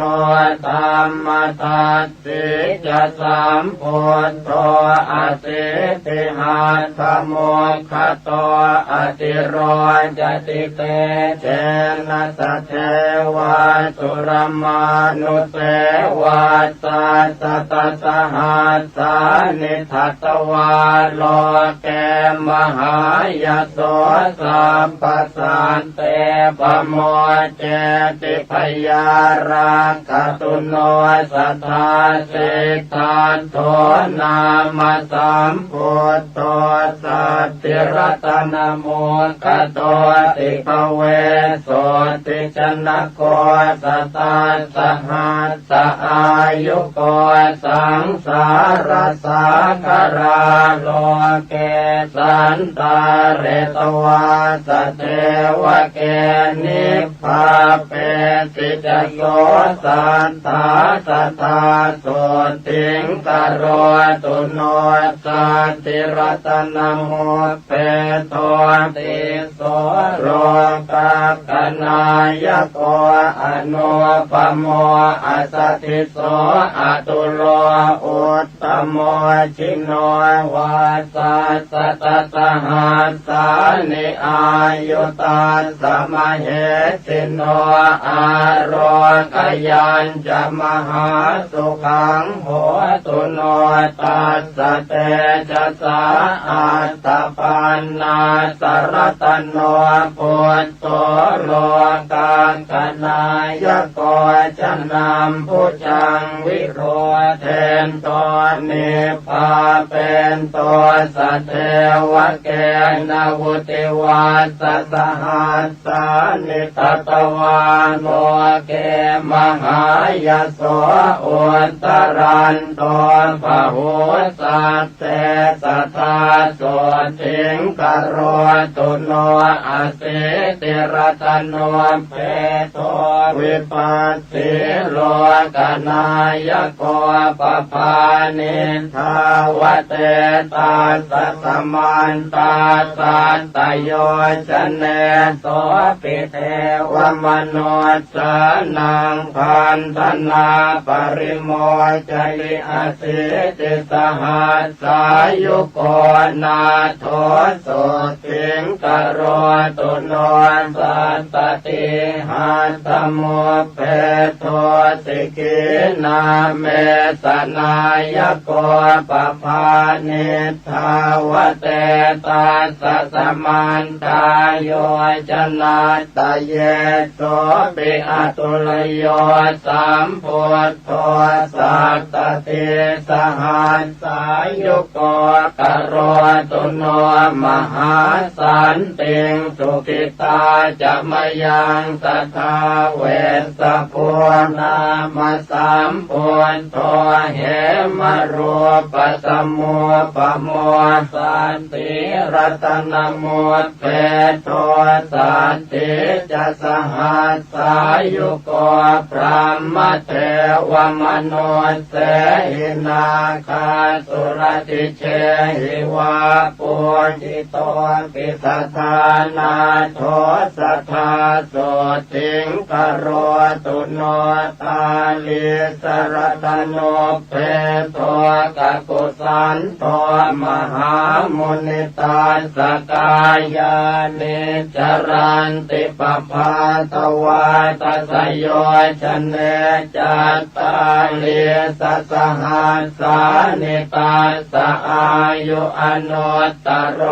กโรตุโสสัทธานาโทอายุงสุขังพลัญจโนโกนาคมนาสามโพธิ์โตติงสหัสสะสมุขโตติงสวาสสหัสสานิอายุตาสมเหสิโนธรรมามเตนะตาเปตาเทวสังฆังสุราลเยมหิตะเลจะชนะตังตถาโสติงกโรตุโนกัสสะโปนามสัมพุทโธธรรมราชาปปังกโรวิสติหัตถโมเปโตวิสัสสหัสสอายุโกอนุปโมสมะสโมเทวสันทาอนุตตรกโรตุโนมหาสันติงอโรกยัญจะชยังสัทธาอัฏฐารสหัสโทเพโทโคตโมสักขยวาตโนสัพพัญโยสัพพติลโกสัพพโลกสุขาปโทสัมพุทโธสัพพธรรมานังปะเกหิภาคยวายุโตวิชชาจรณะสัมปันโนโสตยาโรทยังตถาตุโนอัมปาติตาจะสัมพุทธาอเนกสัตตโกติโยสัพพโลกมพิญญายสัพพสันตานุกรรมปิโนสัพพเวรพยาติตาสัพพโลกสุขาปทานสัพพโทสังวินาเสนตาสัพพโสติงกโรนตุโนอนาคเตจะสัมพุทโธเมตตโยเทวปุจิตโตมหิติโกมหาเทวมหาสันติงกโรตุโนสัพเพปัจเจกสัมพุทธานิโรธชานโกวิธานิราลยานิราสังฆาอัปปมัยยามเหสโยทุเรปิวินัยเยติสวาสัมปัตตาตังกเนนะเตสันเดติกะปะเลกัตวาสัทธาสันติงกโรตุโนสวากขาตาติสัมปันโนธัมโมสัพปริยาติโกสังสารสากราโลเกตาเรติจินโคจโรกิเลสชาลวิทังสิวิสุทโธปุตตะเสวิโตนิพพานกัมมโนสันโตสัทธาโสติงกโรตุโนศีลาติคุณสัมปันโนสังโฆมัคคปะเลติโตจิตตินทริโยจิตตปาปอนตากินัยโยอนุตตรอนาสวะปริสุทธโธนิราสาโสภวาภเวนิพพานโคจโรสันโตสัทธาโสติงกโรตุโนอัญญาตะโกนทัญญาเถโรรา ตัญญูนังอักโขอาหุธรรมจักกาภิตมโยตถาโสติงกโรตุโนวาปัสเถโรมหาปัญโยมหาตมวิโนทโนมหาสันติกโรโลเกมหาสันติงกโรตุโนภัสติโยภัสสติโลจตากินัยโยอนุตตโรโลกาสจริโตเทโรสตาโสติงกโรตุโนมหานามโมมหาปัญโยมหาธรรมวิโทสุโตมหาขีนาสโวเทโรมหาสันติงกโรตุโนอันตจิตเทโรมหาปัญโยจิตตมาโรจิตินทริโยจิตตปัญจติโกโรเกสัทธาโสติงกโรตุโนอนุปปิกถังสุตวายโสเอกากมานะโสอาคธรรมมโนปัตโตโสทาโรคยังตถาตุโนจัตวาติกาจปัญญาสเถรังกิสหายกาปัตตวานปรมังสันติงสัทธาโสติงกโรตุโนเยติงสัพพัทธวาคิยาโรเปนาตุรวันนิโนขีนาสวาวสิปุตาเตกโรตุอนามยังอุรุเวลกาสโปปิมหาปริสานโมตโมตปิโตอาคาธานามิคทาโสติงกโรตุโนโยนะติกาสปัตเถโรปุญญาเกโตอนุตตโรตสังโฆศีลสัมปันโนตตาโสติงกโรตุโนธรรมปัจจลิโตสันโตโยเทโรขยากาสโพสังยุตโตภวนิเตเหสทาโสติงกโรตุโนโตกนาทังสเปตวานปัญญวันตานปานินางปัญญายสาลิโอตัสสะกลังนาคติโสลสิงสาลิโอตมหาปัญโยปัตโมอาคสาวโกธรรมเสนาปฏิเสธโทสัทธาโสติงกโรตุโนปาทังกุลิกมาเตนะเวชยันตปกรรมปโนปัตเวงมหาติงสัพพังสมัตโถปริวัติตุงโมกัลลาโนมหาเถโรทุติโยอาคาสาวโกอิทธิมันตานังโสอาโคสัตตาโสติงกโรตุโนมหากาสปัตเถโรปิโอตัสสะกนากันนิโพตุตะกุณากานิกิตโตตติโยสัตตุสาวโกอรัญญวาสาภิรโตปังสุโก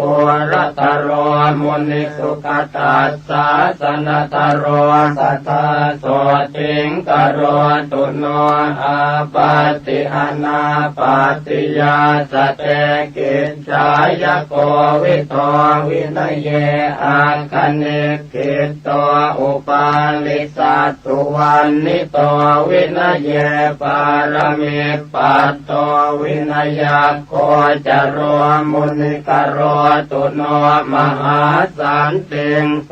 ทยาโรขยังตถาตุโนอนุโรธมหาเถโรเทปจักขุนโมตโมยาติเศษโตปะคะวะโตโสทยาโรขยังตถาตุโนอุจจากุริกานังอาโค ปัตติโยสุสมาหิโตกาลิโกทายปุตโตจัตตาโสติงกโรตุโนอานันโตปุตตุปัฏฐาโกสังกิติสาตุสัมมโตปะหุสุโตธัมมตโรสัทธาโสติงกโรตุโนกิมิโลสิริสัมปันโนมหาสุขสมาปิโตมหาขีนาสโวจาโตมหาสันติงกโรตุโนครุวาสังวติตวานาปัสสันโนพุทธศาสเนภคุจารหตังปัตโตสัทธาโสทิงกโรตุโนกุลัมปัสสาทชนะโกกาลุทาเยมหิติโก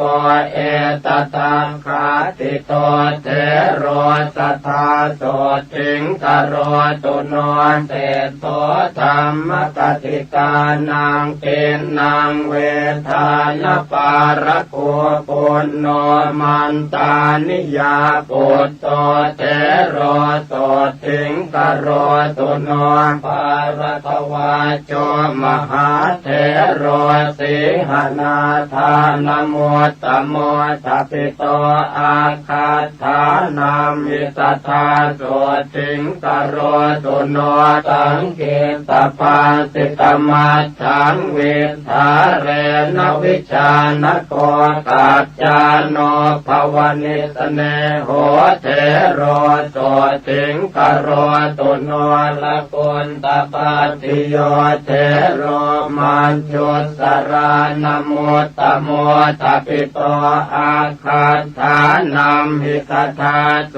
ทิงกโรตุโนอรณวิหารินังอัคโคทักขินายโยอนุตตโรสุโพธิปุตตธรรมโนเตโรโสทิงกโรตุโนอรัญญวาสินังอัคโคเรวโตคติรวนิโยวิเวกาภิรโตเทโรสัทธาโสทิงกโรตุโนยายีนังอุตตโมเทโรกังขาเรวตนามโกสมาธิญาณกุสโลสัทธาโสทิงกโรตุโนโสโนจักโกเลวิโสปิอารัตวิริยานโมตโมปหิตัสโตสัทธาเทโรโสทิงปาสุงกโรตุโนกัลยาณวากรณานังโสโนกุติกันโนปิจอัคโคติวันมิโตเทโรโสทิงปาสุงกโรตุโนลาภินโมตโมเทโรสิวลิอิติวิสุตโตโสรโตปัจจยาติมิสัทธาโสทิงกโรตุโนสัทธาติโมตานังอัคโควังกะลิอิตินามโกปาโมจปะหุโรเทโรสัทธาโสทิงกโรตุโนราหุโรปุถทปุตโตปิเขขากามานโมตโมทายาโทสัพพธรรมเมสุมหาสันติงกโรตุโนสัทธายาปาปจิตวานารัตถปาโลปรังกมิเอตทังเขติโตเยวสัทธาโสติงกโรตุโนกุณฑทานโนมหาเถโรสลากังปัตมังคโตตปิโตเยวทานามิตถาโสทิงกโรตุโนปฏิภาณวันตานัมปิอัคโคติปุตตวันนิโตวังกีโสอรหาเศธโธสัทธาโสทิงกโรตุโนสมันตปาสาธิกานังอาคาธานัมอิตาปิโตอุปเสโนวังคันตปุตโตสัทธาโสทิงกโรตุโนทัพโพมันลปุตโตเทโรเส นาสนปัญญาปะโกทปิโตอาคาธานามิสัทธาโสทิงกโรตุโนปิลินทวาจะสมโนเทวตานังปิโยอาหุทปิโตอาคาธานามิโสทยาโรกยังตถาตุโนภาหิโยทารุกิริโยขิปปาปิญญานโมตโมตโรตุโนมหาสันติงอาโรคยัญจะชยังสัทธากุมารกัสสปะเทโรจิตตกถินโมตโมมิจาวิตากุปัจเจโทสัทธาโสทิงกโรตุโนปฏิสัมปิตาปัฏฐานังอาการตานัมมิตาปิโตโกติโตอรหัสเสโทสัทธาโสทิงกโรตุโนอัปปาภาโทมหาเถโรอัปปาภาทานโมตโมภากุโลอรหัสจาโตสัทธาโสทิงกโรตุโนปุพเพนิวาสเวทีนังอัคโคติพุทธวันนิโตโสติโตนามโสเทโรสัทธาโสทิงกโรตุโนมหากัปปินาเทโรปิภิกขุโอวาทโกอาหุกุสโลโอวาทธาเนสัทธาโสทิงกโรตุโนภิกขุโนวาทกานาโคนันทโกอิติวิสุโตปาเลตุโนสัทธาเทโรโสทิงภาสุงกโรตุโนอินทริเยสุพุตตตวารโรอาคาธาเนติโตอาหุนันทัตเทโรวสิปัตโตสัทธาโสทิงกโรตุโนเตโชธาตุกุสลานังอาคาธานามิทปิโตสาคโตนามโสเทโรโสทิงภาสุงกโรตุโนสัญญาวิวัตกุสโลปทานโนภาวนารโตปุตตสิโสมหาปันโทมหาสันติงกโรตุโนจุลปันตกันเทโรปิมโนมยาปินิมิโตทปิโต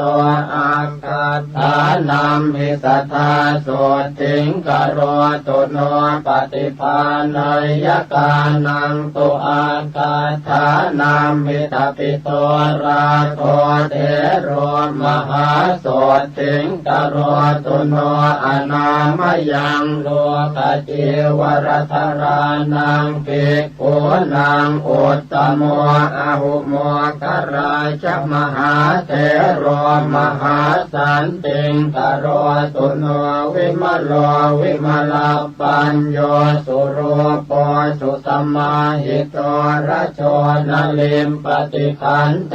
มหาสันติงกโรตุโนธรรมปาโลมหาปาโล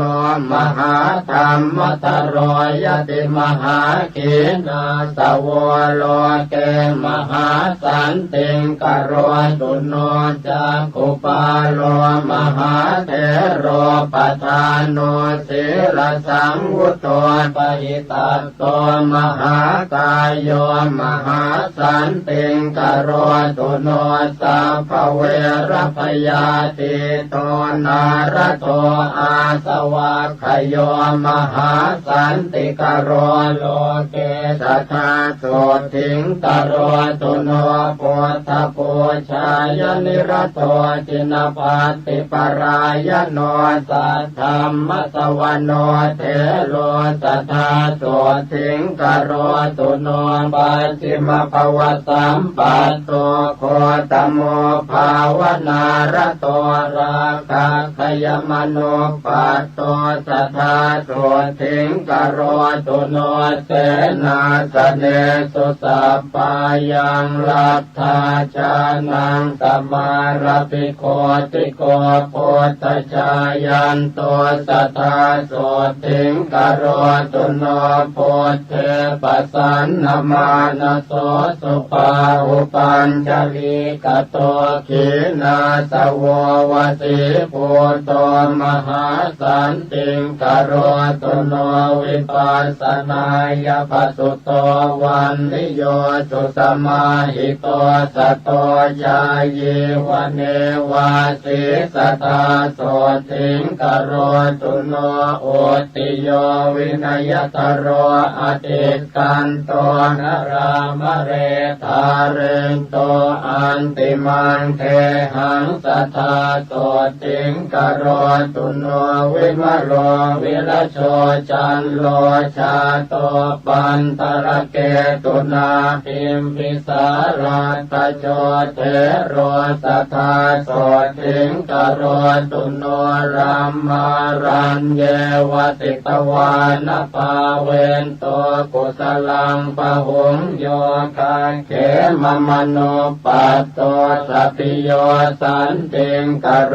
ตุโนปุเปนิวาสังจานันโตเทปจักขุวิโสทโนนาคิโตระระคังปัตโตโสทยาโรคยังตถาตุโนปาติโมกัมมโนปัตโตวิจโยรัญญโคจโรลาภาลาภิตถาสังสีสัทธาโสติงกโรตุโน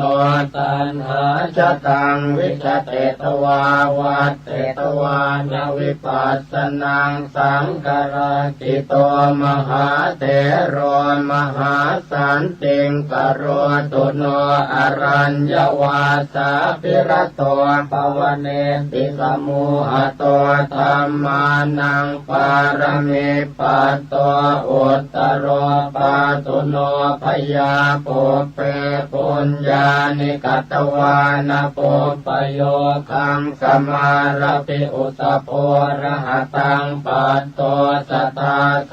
ติงกโรตุโน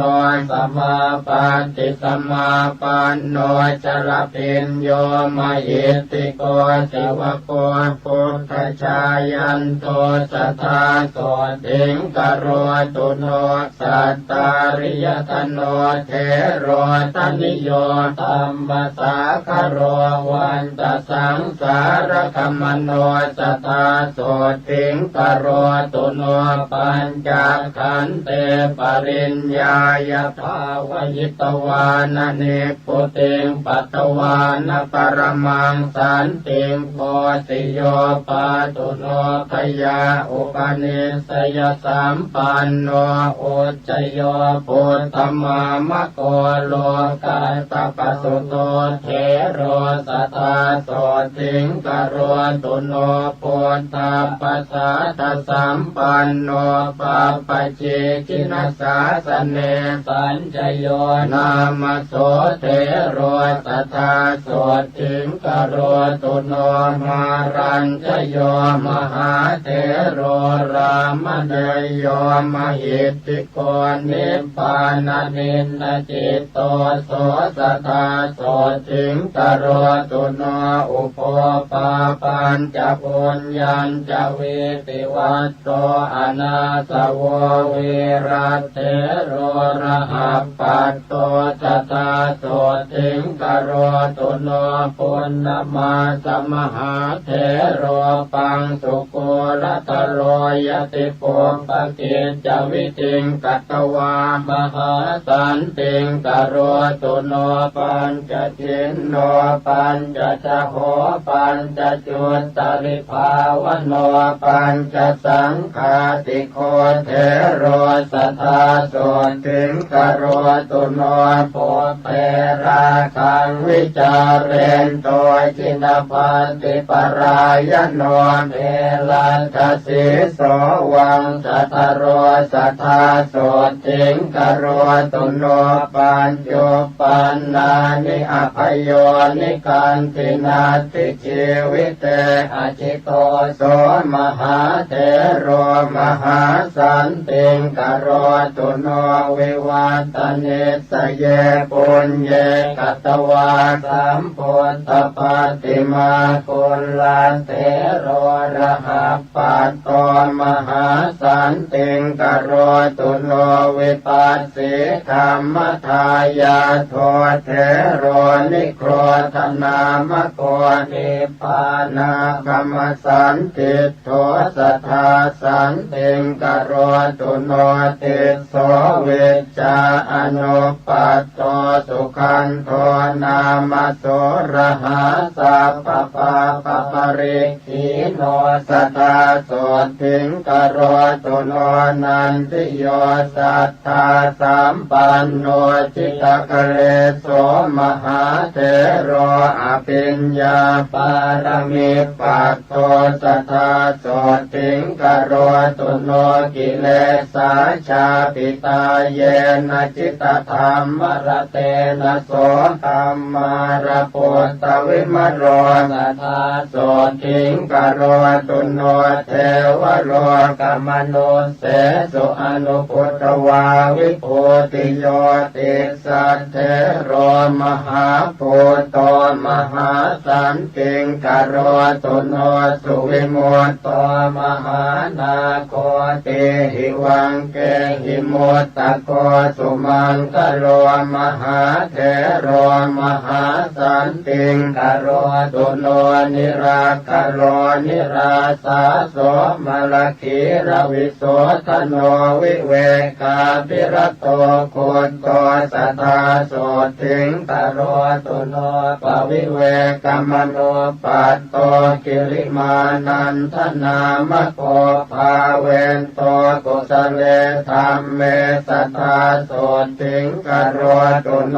พุทธศาสนามาระโต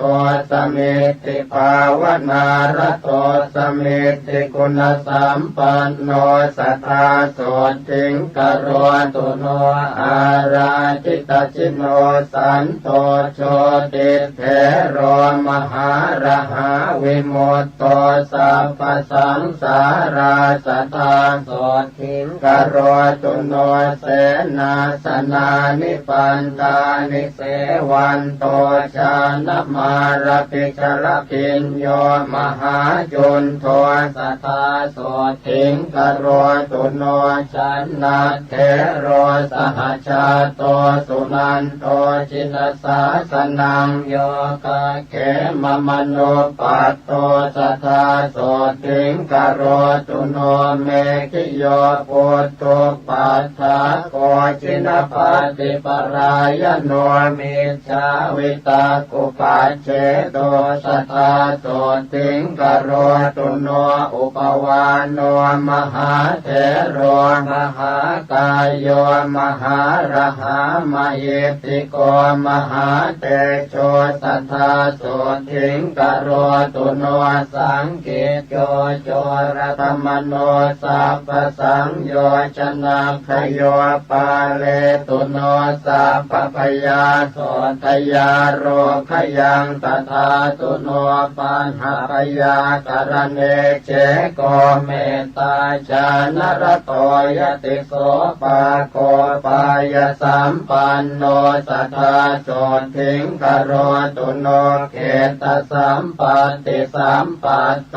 วัฏฐมาโนวโสตินาสุมโนอรหาชาโตสัทธาโสทิงกโรตุโนปิโยเทวมนุสสานังสานุเทโรปโหตุโตเมตตาญายิตโมคาติสัทธาโสทิงกโรตุโนโยจะบุพเพกตังปาปังกุสเลนะปิติยติอังคุลิมาโลโสเทโรสัทธาโสทิงกโรตุโนวิปัสสนาตุราเยปิเถราสมัทยานิกาขีนาสวามหาเตชามหาตมวิโนทนาชานิกาชานิกาเยปิธรรมาภิสมยาทโยสัพเพโสทิงสัทธาเทนตุชยมาโรคยมายุโนราตัญญูนังภิกขุนีนังโคตมิจินมาตุชาทปิตาอากาธานามิสัทธาโสทิงกโร รตุโนมหาปัญญานมัคคันธาเขมาเถรีติปาตตาสาวิกาปุตตเศรษฐาสัทธาโลถิงกโรตุโนเถรีอุปรวันนาจะอิทธิมันเตนะโมตตมาสาวิกาปุตตเศรษฐาสัทธาโสถิงกโรตุโนวินยัตถรีนังอัคคาปตาจาราติเวสุตาทปิตาอาคาฐานามิสทาโสถิงกโรตุโนธรรมักกติกปวราธรรมทินนาตินามิกาทปิตาอาคาฐานามิสทาโสถิงกโรตุโนชายิกานังภิกขุนีนางนันทาเถรีตินาเมสาอาคาฐาเนติกาอาหุจธาโสถิงกโรตุโนอาราทเวริยานังอัคคาโสนาเถรีตินามิกาทปิตาตาตถานามิสทาโสถิงกโรตุโนเทปจักขุปานังอัคคาภคุลาอิติวิสุตาวิสุตตนยนาสาปิสัทธาโสถิงกโรตุโนกุณฑลเกสีภิกขุนีจิปปาปิญญาณมุตตมาทปิตาเยวทานามิสัทธาโสถิงกโรตุโนเถรีภัตตกาปิลานิปุปปชาติมนุสสริตาสังเยวภิกขุนีนางอัคคาโสถิงกโรตุโนเถรีตุปัตตกัจจานามหาปิญญาณมุตตมาจิเนนะสุขทุกขังสาสตาโสถิงกโรตุโนโลกติวรธารีนังอัคคากิสาภิกโคตเมตปิตาอาคาฐานามิสัทธาโสถิงกโรตุโนสิงคาลมาตาภิกขุนีสัตตาติมุตตานมุตตมากโรตุโนมหาสันติงอโรกยัญจะสุขังสัตตาอัญญาภิกขุนิโยสัพพานานาคุณตราภะโหปาเลนตุโนสัพพปยาโสกโรคาติสัมภวาโสตาปันนาทโยเสขะสัทธาปัญญาศีลาธิกาภาคโสกะเลสทหนาสทาโสถิงกโรตุโนสุมาโนสุมาณจโรอรวาเลระปัตตะโกจัมเปยโยมุจลินโทจะกัมปโลปุจกิสโรกาลนาโกมหากาโลสังฆปาโลมโหทโรมณิกันโทมณิอาคินันทนาโกปนันทโกวรุณโนตตรัสโทจะกุงกุวิโลปลาละโกจิตรนาโกมหาเวโรจัพยาปุตโตจะวาสุกีการหาโคตโมปุจกินโตอังคิโตมัติโกตถาจุโลตโรหะอิจัตโตนาคาเอราปทาทโยอาสิวิสาโอรวิสาเยสัพเพนยนาวุธาชรัตถาวาทลัตถาวาปัปปะเตยานทิจรากรณตุโนมหาโสถิงอายุมาโรกิยังสัทธานิจจามตันนิกาเปตาอุสุสัตติจโรมกามังสปินทาทโยเปตาเปตาเวมานิกาทโยปาเลนตุโนสัพพปยาสัทธาเตสุขิโนสัทธาเยปหาราตสัมปรภรยาสุรคนาจะเยเวปจิตตาสุรคนาจันทาสุรคนาทโยสัพเพเตติมหาเตชะภูตยากนิวารณากรณตุโนมหาโสถิงอโรคยัญจะชยังสัทธาเยยันขาสัตตสหัสสาโก มมาตาปิลวัตถุกาอิติมันโตจุติมันโตวันนวันโตยัสสะสิโนสัพเพติสรณายัคขามเหสักขาจุตินทรากโรนตุโนมหาโสตินอารกยันจะยังสัทธาจะสหัสสาเหมวตายัคขานานาตวันนิโนปุตตะปูชายนิรัตถาสัทธาโสติงกโรนตุโนสาตาธิราติสหัสสายัคขานิราติวันนิโนนานาปปายสัมปันนาสัทธาโสติงกโรนตุโนเวสามิตาปัญจสตายัคขานานาตวันนิโนอิติมันโตชุติมันโตวันนวันโตยัสสะสิโนโมทมานาอภิกามุงสัทธาโสติงกโรนตุโนกุมพีโรราชกหิโกเวปุลลาสนิเวสนังพิโยนังสัตสหัสสังยัคขานังปยิโรอาสติโสยัคเขหิปริวารโรสัทธาโสติงกโรตุโนปุริมันจติสังราชาทัตรัตโถปัสสาสติคันทัพพานังอธิปติมหาราชายสัสสิโสปุตตาปิตาสปหาวอินทนามามหาปลาโสราชาสหปุตเตหิสัทธาโสติงกโรตุโนทักขินันจติสังราชาวิรุณโหตังปัสสาสติกุมพันธานังอธิปติมหาราชายสัสสิโสปุตตาปิตาสปหาวอินทนามามหาปลาวิรุณโหสหปุตเตหิสัทธาโสติงกโรตุโนปัจฉิมันจติสังราชาวิโรปักโขปัสสาสตินาคานันจะอธิปติมหาราชายสัสสิโสปุตตาปิตาสปหาวอินทนามามหาปลาวิโรปักโขสปุตเตหิสัทธาโสติงกโรตุโนอุตรัญจติสังราชากุเวโรตังปัสสาสติยัคขานันจะอธิปติมหาราชายสัสสิโสปุตตาปิตาสปหาวอินทนามามหาปลากุเวโรสหปุตเตหิสัทธาโสติงกโรตุโนปุริมังติสังทัตรัตโถทักขิเนนวิรุณหโกปัจฉิเมนวิโรปักโขปุเวโรอุตรังติสังจัตตารโรเตมหาราชาตมันตาจตุโรติสาทัตถนามานาอัตถังสุตตาโสติงกโรตุโนเตสังมายาวิโน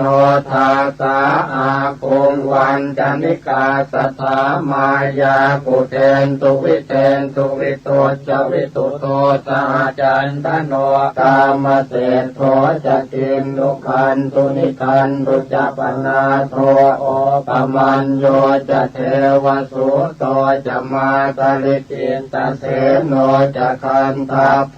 นโร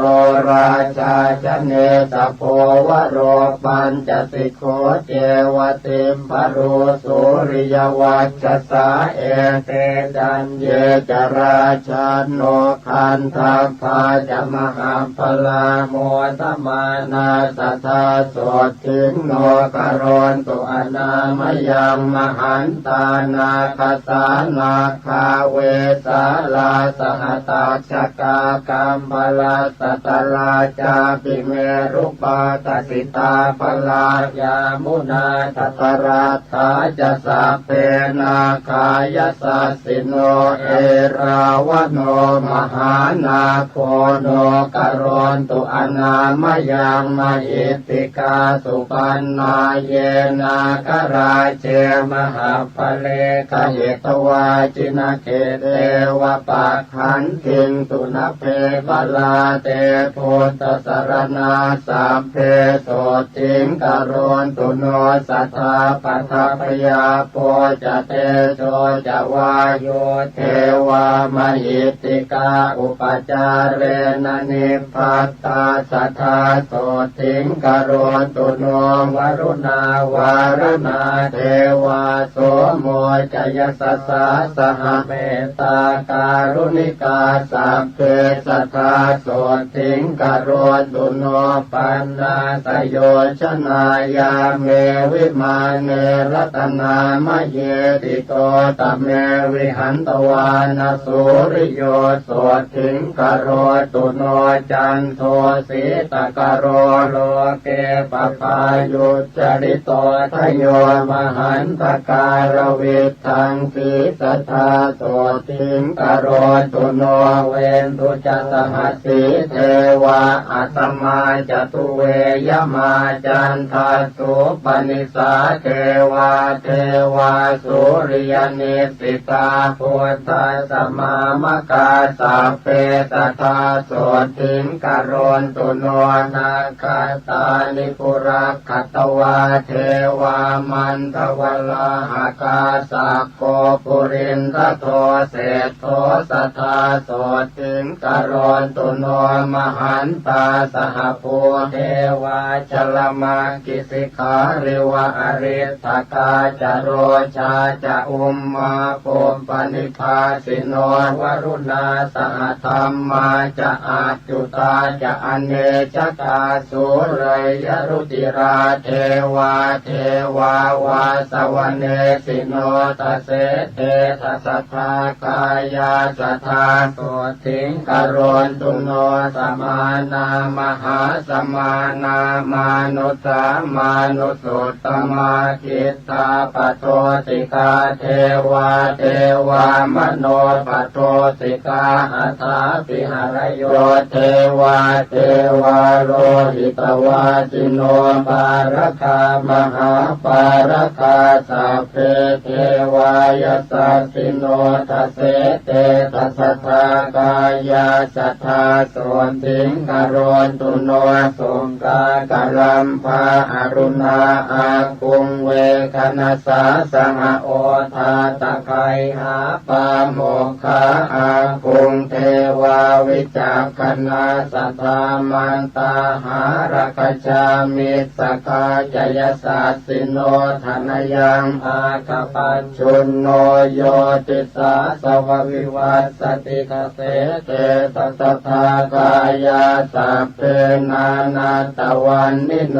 อิติมันโตชุติมันโตวันละวันโตยสัสสิโนโมทมานาจินทานาสัทธาโสติงกโรตุโนโลกตาตุสหัสเสสุตัสสะเววะสมันตโตเทวาทโยปานคณาสัทธาโสติงกโรตุโนเขมิยากันตกายาจะโชตินามามหิติกาลัมพีตกาลามเศรษฐาสัทธาโสติงกโรตุโนชลัทธาจักรัตถันเยเทวากาสัตตกาทโยยากคันตาปกุมพันธาปิสาจาเยมโหรคาเมตจิตตาจะสัพเพเตโสติงปาสุงกโรตุโนตาวติงสาจะเยเทวายามาเทวามหิทธิกาตุสิตาจะมหาเทวานิมมานรติโนมราวสวัตติสุรติโนสัพเพเทวาสวาสวาพุทธปูชายนิรตาสัทธาโสติงกโรตุโนพระมาโนปาริสัชชาจะเยจะพระมปุโรหิตามหาพระมาจะสัพเพเตปัตมัชฌานสันติโนเมตตาวิหาริโนสันตาสัมพุทธัสสะปรายนาคโรตุโนมหาโสติงเสขาเสขปุถุชนาปริตาภาปมานาภาพระมาจาภาสราตถาพุทธปูชายนิรตาตุติยาชาณสันติโน โนเมตตากรุณิกาสัพเพสัพพสัตตหิเตสิโนกโรนตุโนมหาสันติงโสติมาโรกยมายุวังปริตตสุภาประมาโนอัปปมาณสุภาจะเยสุปกินหาจะประมาโนตติยาชานาสันติโนปปายปรณาโลเกโพตชานรตาสัทธาอหิงสาสัพพสัตเตสุสัทธาสันติงกโรนตุโนเวหะพลาปิปรามาโนจตุทัชชานาสันติโนเสกปุโตชนาเสกขากทาสันติงกโรนตุโนสัมปติยานาหายันติปรามาโนจินสาวกาอวิหานามกาสัพเพสัทธาสันติงกโรนตุโนอัตตปานามพรามาโนจตุทัชชานสันติโนพรหมวิหาริกาสัพเพโสถิงภาสุงกโรนตุโนสุทัสสานามพรามาโนพิรูปาชานโพธิโนอปุนากัมปนากาเม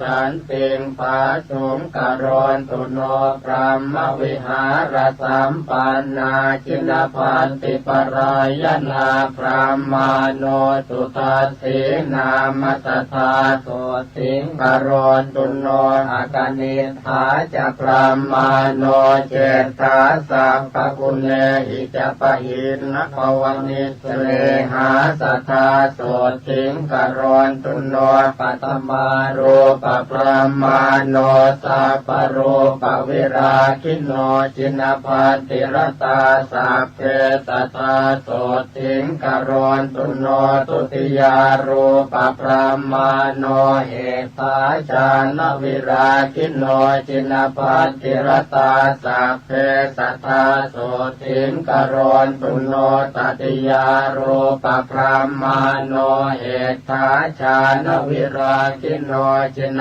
พันติรตาสัพเพสัทธาโสสิงกโรนตุโนจตุถารูปพรามาโนเหตาชานวิราคิโนจินพันติรตาสัพเพสัทธาโสสิงกโรนตุโนเวเทเหปรโภ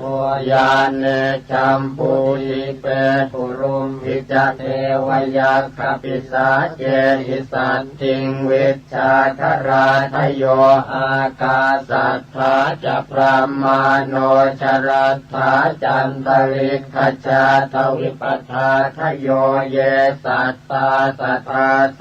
ถิงกโรนตุโนมารเตนวิกาตัสสตินาสตุปัจจายโนเตโชปะเลนะมหตาสัทธามังคลมัตตุโน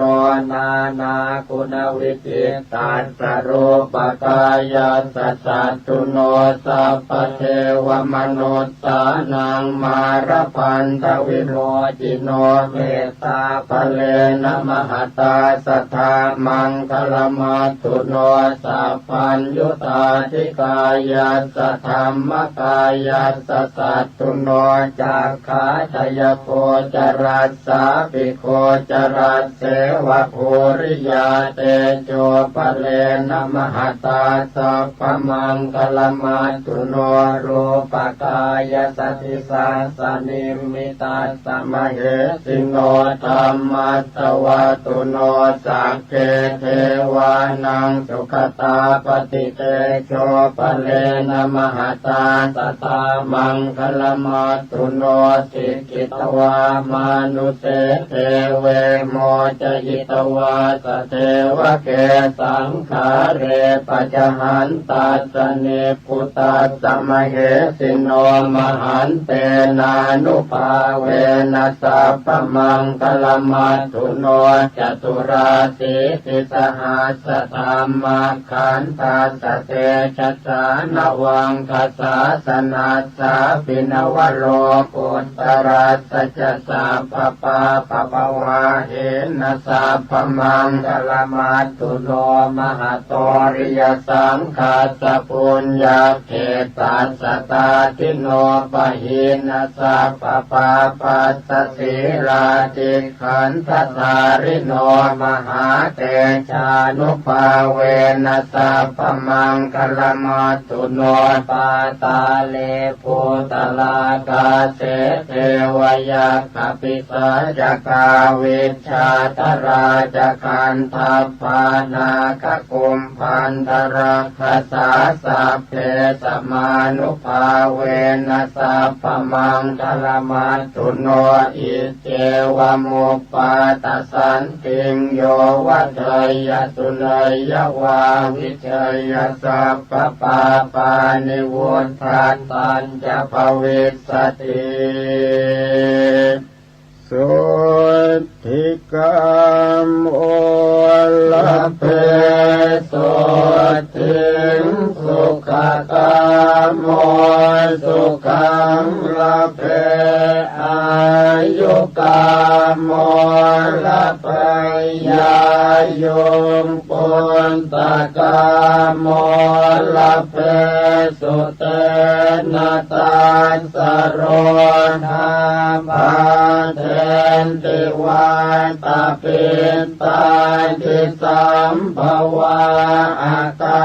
รมรณังนันตินาเทววิสมโมสเรนะโจ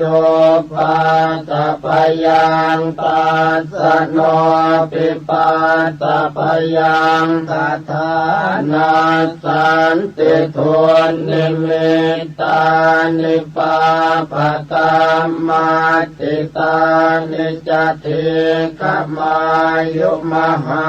โสติงอารกยัญจะสัทธาภเวโยสุตวาปิมหาสันติงสังฆามังปวิเสนโรวิทะเยเวริโนสัพเพนัสสัจเจหายภิกขุยะเตสัพพทานาปเตปิติงวิปัสติงนาวคาหติโรเกหินาภิกขุยะเตสวัสตุหิวิวัตเตยัตระเทเสวะโกวะกามปัญหาการะกัสสะทโยอุปปาตสันติโกเสนะสัพเพตันตสมันติเตยโมทิสวัตเตสันติงสัจจิวันจาปยชีวิตังโสโมจเตมหาทุกขาปะปะติสุขติงสัตตาเทวันทานเนนักเรวานิจโมปาตสันติยาปาลกาเทวราชโนเตชะสิริวิวันตนาปัตตปยาปาทิสัญจาตาอุปปาตาจันตะลิกาจาอินทาติจานิตุมปาตาปาปะกรรมสมุติตาตาภูมิปาตาวินาสันติเตชะสุปาตสันติยานติทุกขปัตตา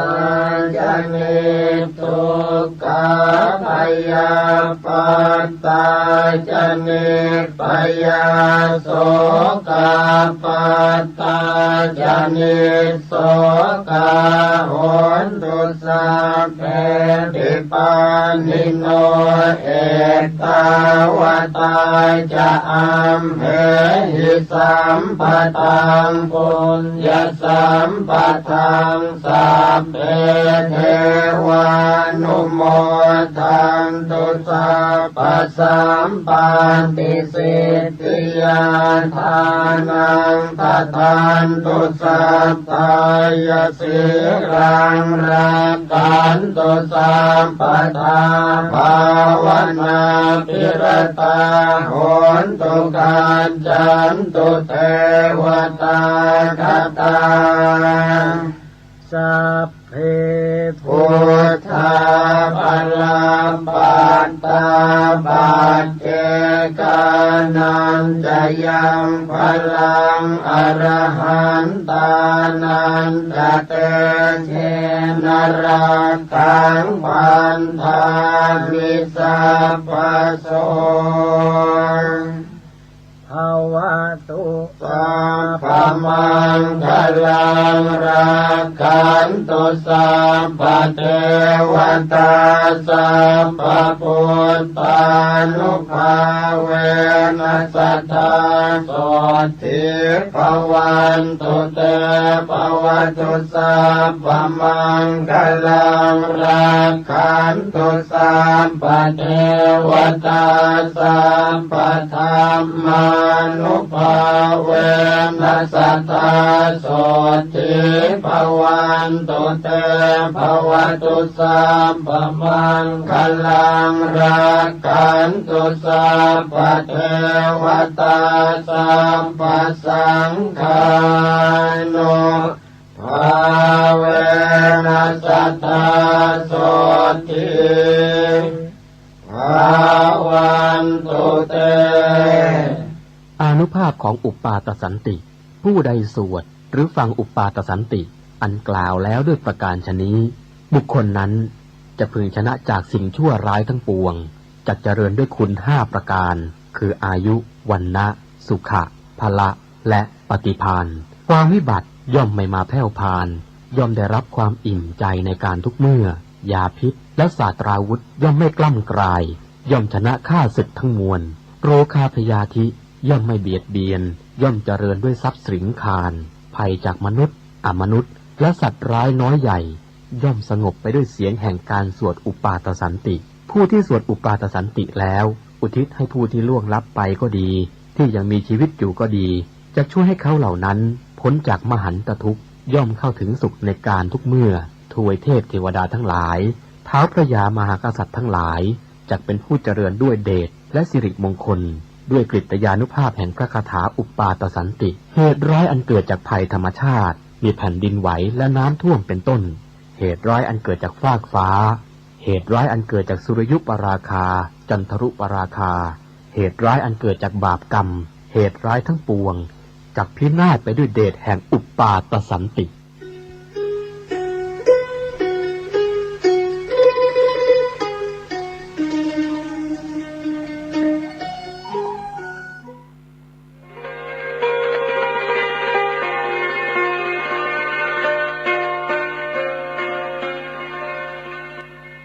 สวดมนต์มหาเมตตาครอบจักรวาลเมตตาพรหมวิหารภาวนาหรือเมตตาใหญ่จัดทำโดยพุทโธโลยี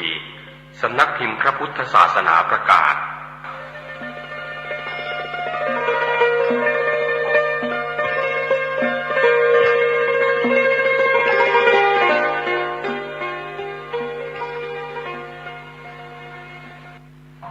นะโมตัสสะภะคะวะโต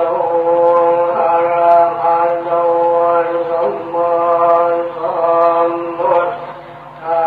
สสะนะโมตัสส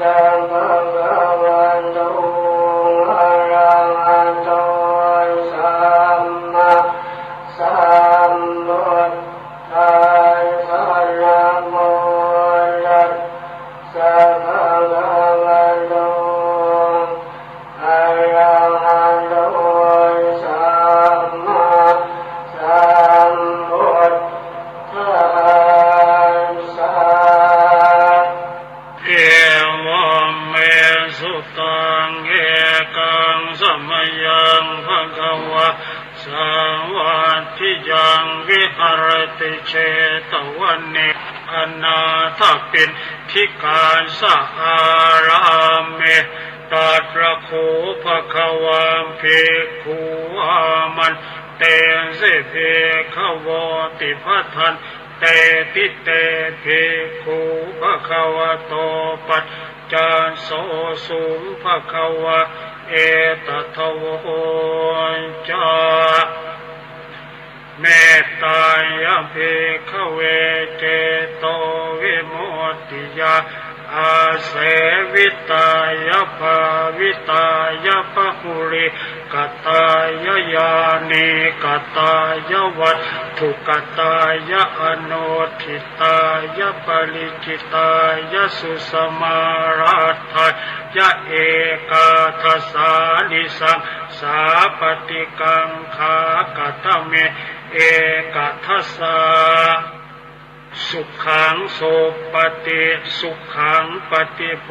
ชตินาปาปะกังสุปินังปัสสติมโนสานังปิโยโหติอมโนสานังปิโยโหตุเทวตารักขันตินาสะอาคิวาวิสังวะสัทธังวะกัมมติตัวตังเจตังสมาธิยติมุขวันโนเวปัสสิทติอสัมมุลโหการังกโรติอุตตริงอาปติเวชันโตพระมโลกุปโคโหติเมตตายภิกขวเจโตวิมุตติอาเสวิตายะภาวิตายะภหุริกตายะญาณิกตายะวัตถุกตายะอนุทิตายะปริจิตายะสุสมารัตถายะอิเมเอกะทัสสานิสังสาปฏิกังขาอาทิอโนทิโสวรณะเมตตาเจโตวิมุตติอัตถิโอทิโสวรณะเมตตาเจโตวิมุตติอัตถิทิสาวรณะเมตตาเจโตวิมุตติกติหากาเลหิอโนทิโสภรณาเมตตาวิมุตติกติหากาเลหิโอทิโสภรณาเมตตาเจโตวิมุตติกติหากาเลหิทิสาภรณาเมตตาเจโตวิมุตติปัญจหากาเลหิอโนทิโสภรณาเมตตาเจโตวิมุตติสัตตหากาเลหิโอทิโสภรณาเมตตาเจโตวิมุตติทัสสหากาเลหิทิสาภรณาเมตตาเจโตวิมุตติกตเมปัญจหากาเลหิอโนทิโสภรณาเมตตาเจโตวิมุตติสัพเพสัตตาเวระอัพยาปัชชาอนิฆาสุขีอัตตานังปริหารันตุสัพเพปานาเวระอัพยาปัชชาอนิฆาสุขีอัตตานังปริหารันตุสัพเพภูตาเวระอัพยาปัชชาอนิฆาสุขีอัตตานังปริหารันตุสัพเพ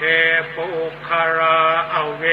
ระอัพยาปัชชาอนิฆาสุขีอัตตานังปริหารันตุสัพเพ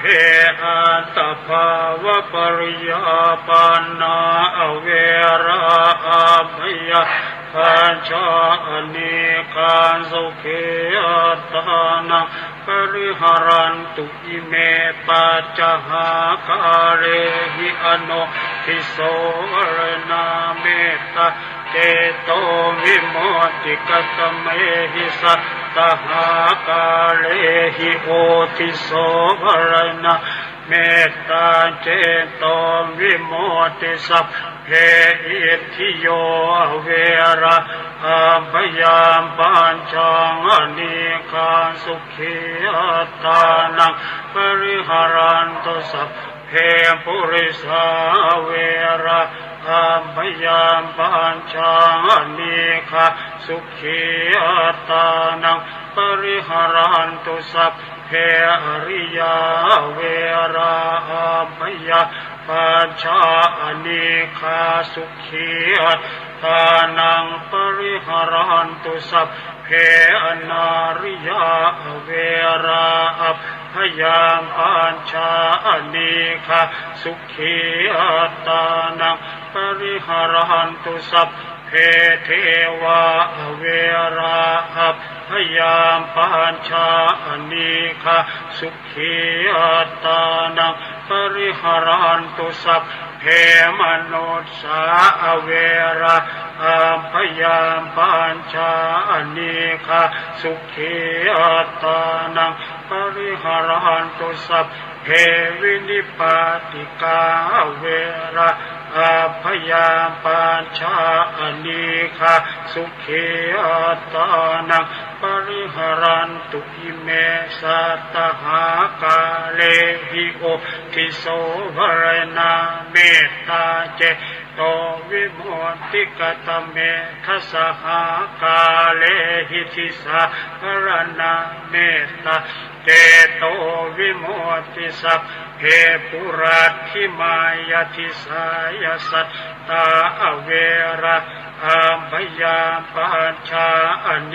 กาสุขีอัตตานังปริหารันตุสัพเพ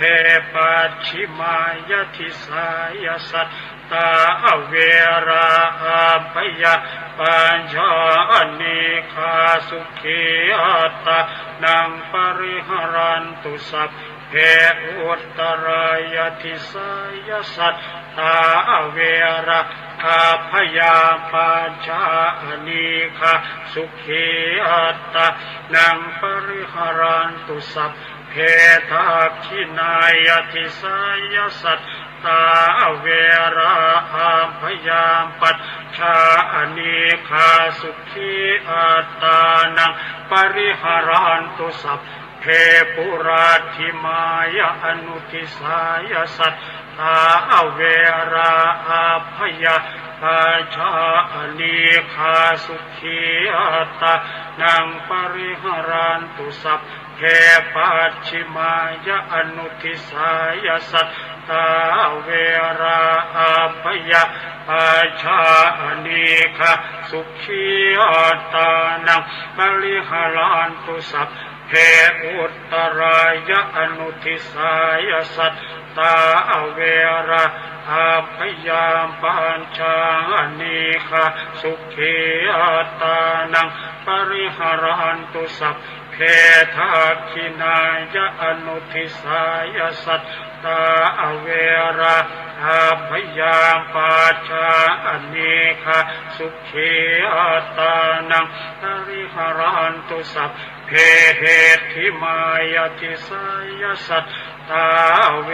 ระอัพยามปัญจอเนกาสุขีอัตตานังปริหารันตุสัพเพ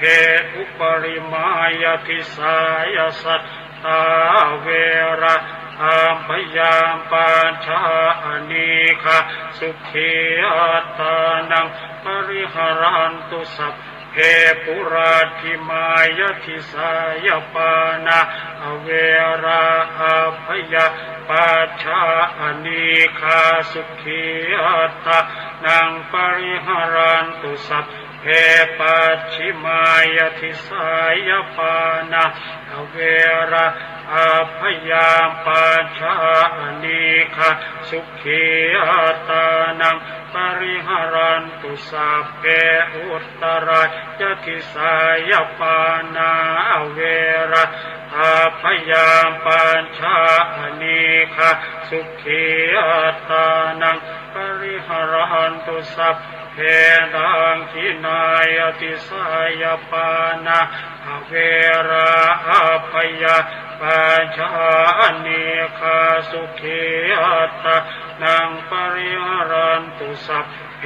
ปุราธิมายติสายปานาอเวราอาภยาปัจจานิคาสุขีอัตตานังปริหารันตุสัพเพ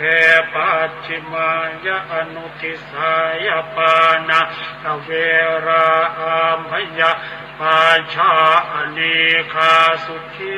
อัตตานังปริหารันตุสัพเพอุตตรายะอนุทิสายปานาอเวราอัมพยาปัจจานิคาสุขีอัตตานังปริหารันตุสัพเพทักขินายะอนุทิสายปานาอเวราอัมพยาปัจจานิคาสุขีอัตตานังปริหารันตุสัพเพเหติมายติสายปานาอเวราอาภยาปัจจา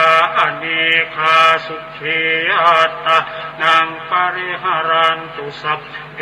อุปริมายติสายปานาอเว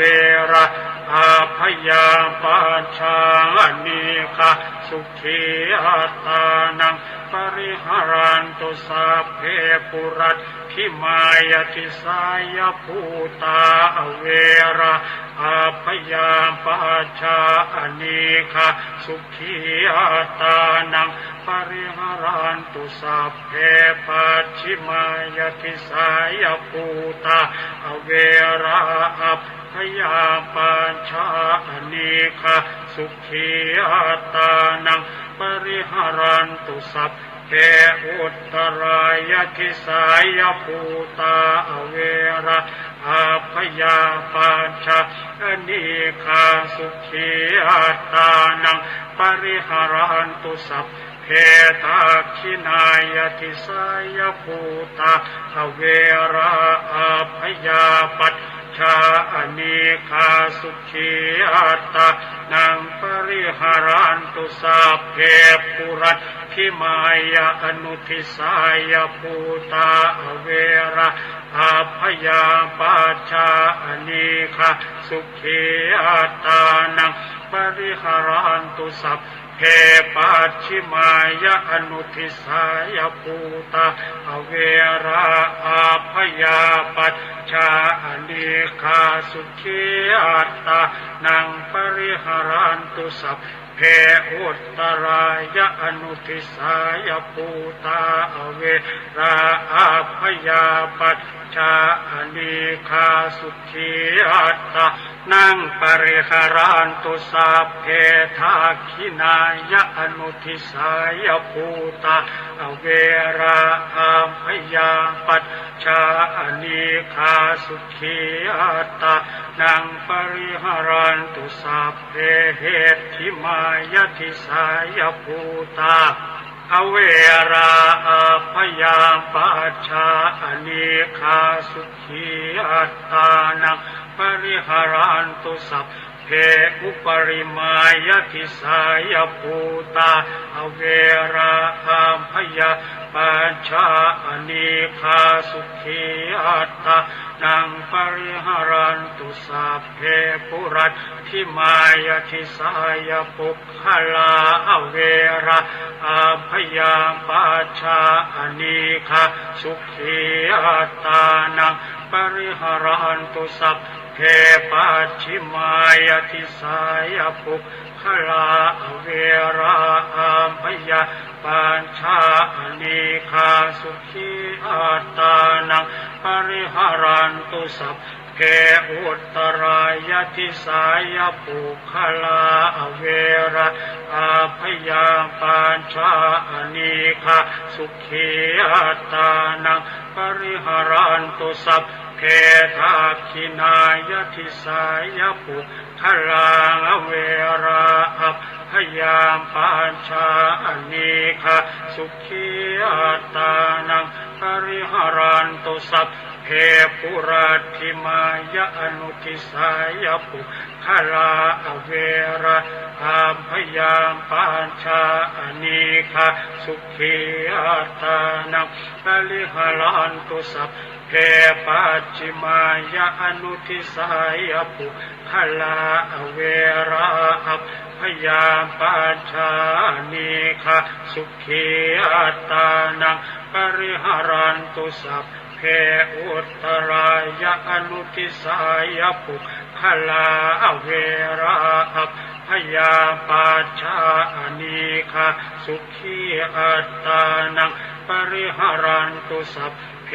ทักขินายะอนุทิสายปุคลาเวราพยาปัจฉา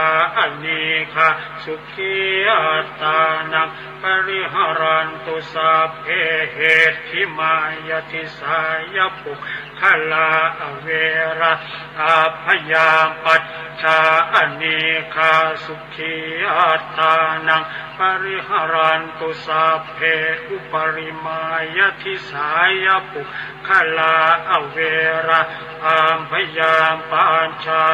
นิคาสุขีอัตตานังปริหารันตุสัพเพ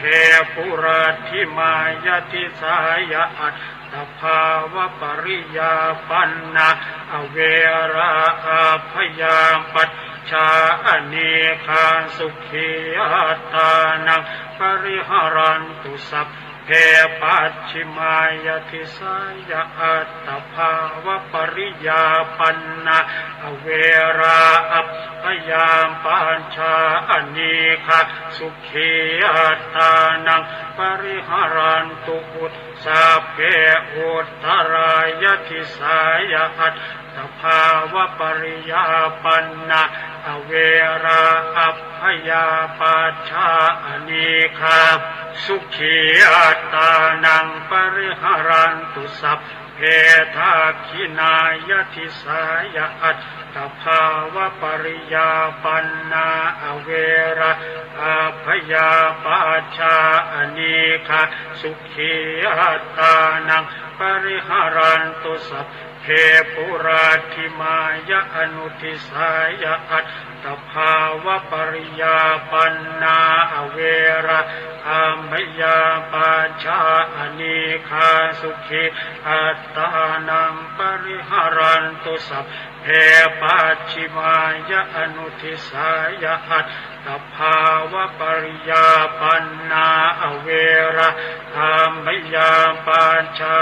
นิคาสุขีอัตตานังปริหารันตุสัพเพ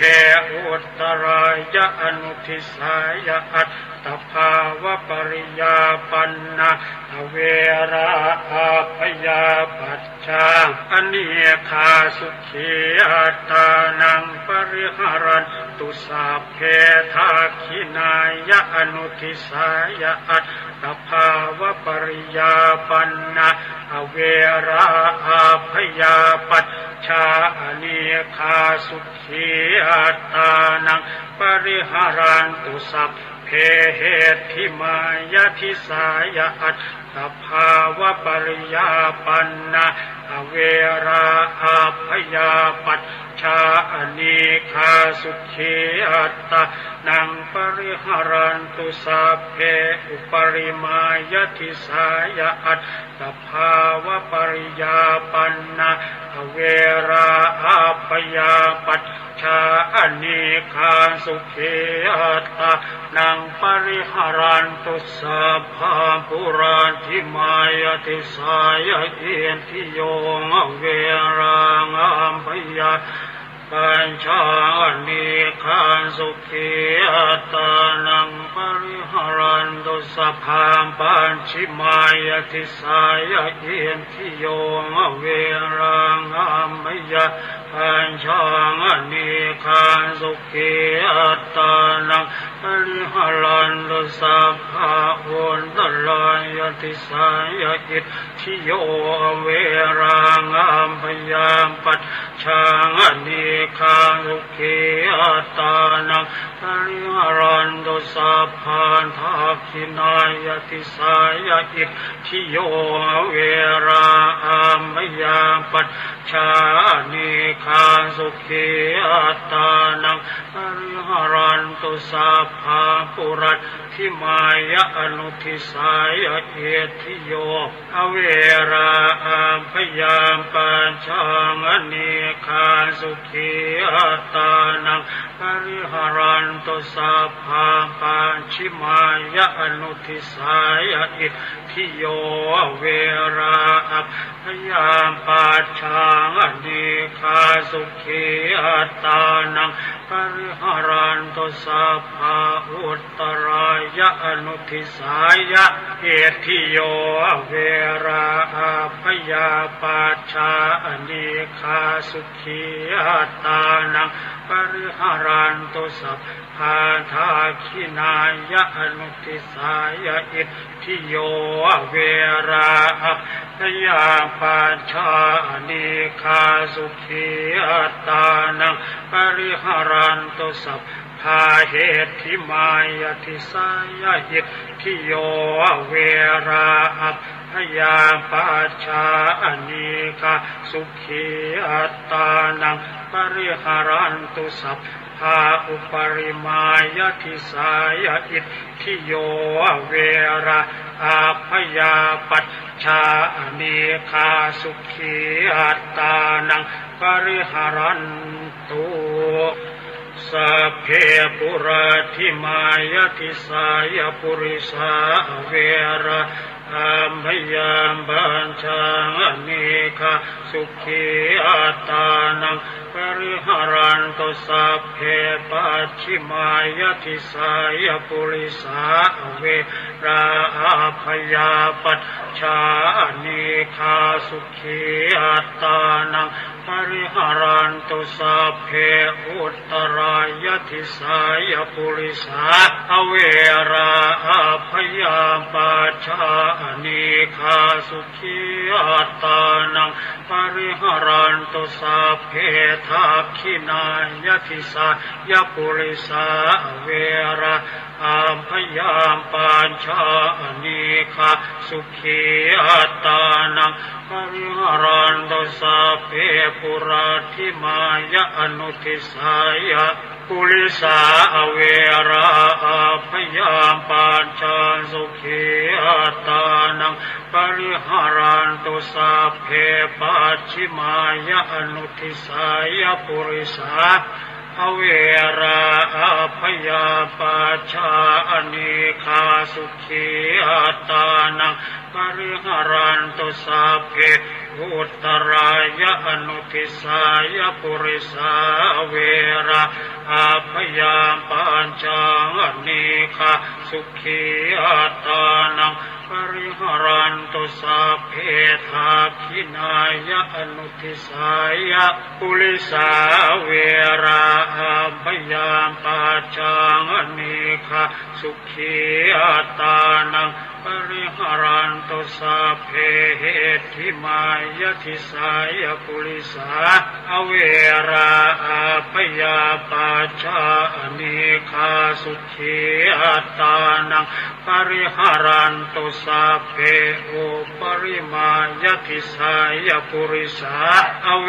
ราอาพยาปัญชาอเนคาสุขีอัตตานังปริหารันตุสัพเพปุรัตถิมายติสายอริยาเวราอาพยาปัจฉาอเนคาสุขีอัตตานังปริหารันตุสัพเพปัจฉิมายติสายอริยาเวราอาพยาปัจฉาอเนคาสุขีอัตตานังปริหารันตุสัพเพอุตตรายติสายอริยาเวราอาพยาปัจฉาอเนคาสุขีอัตตานังปริหารันตุสัพเพทักขินายติสายอริยาเวราอาพยาปัจฉาอเนคาสุขีอัตตานังป ปริหารันตุสัพเพปุราธิมายะอนุทิสายะอริยาเวราอาพยาปัจจานิคาสุขีอัตตานังปริหารันตุสัพเพปัจฉิมายะอนุทิสายะอริยาเวราอาพยาปัจจานิคาสุขีอัตตานังปริหารันตุสัพเพพุทธรายะอนุทิสายะอริยาเวราอาพยาปัจจานิคาสุขีอัตตานังปริหารันตุสัพเพ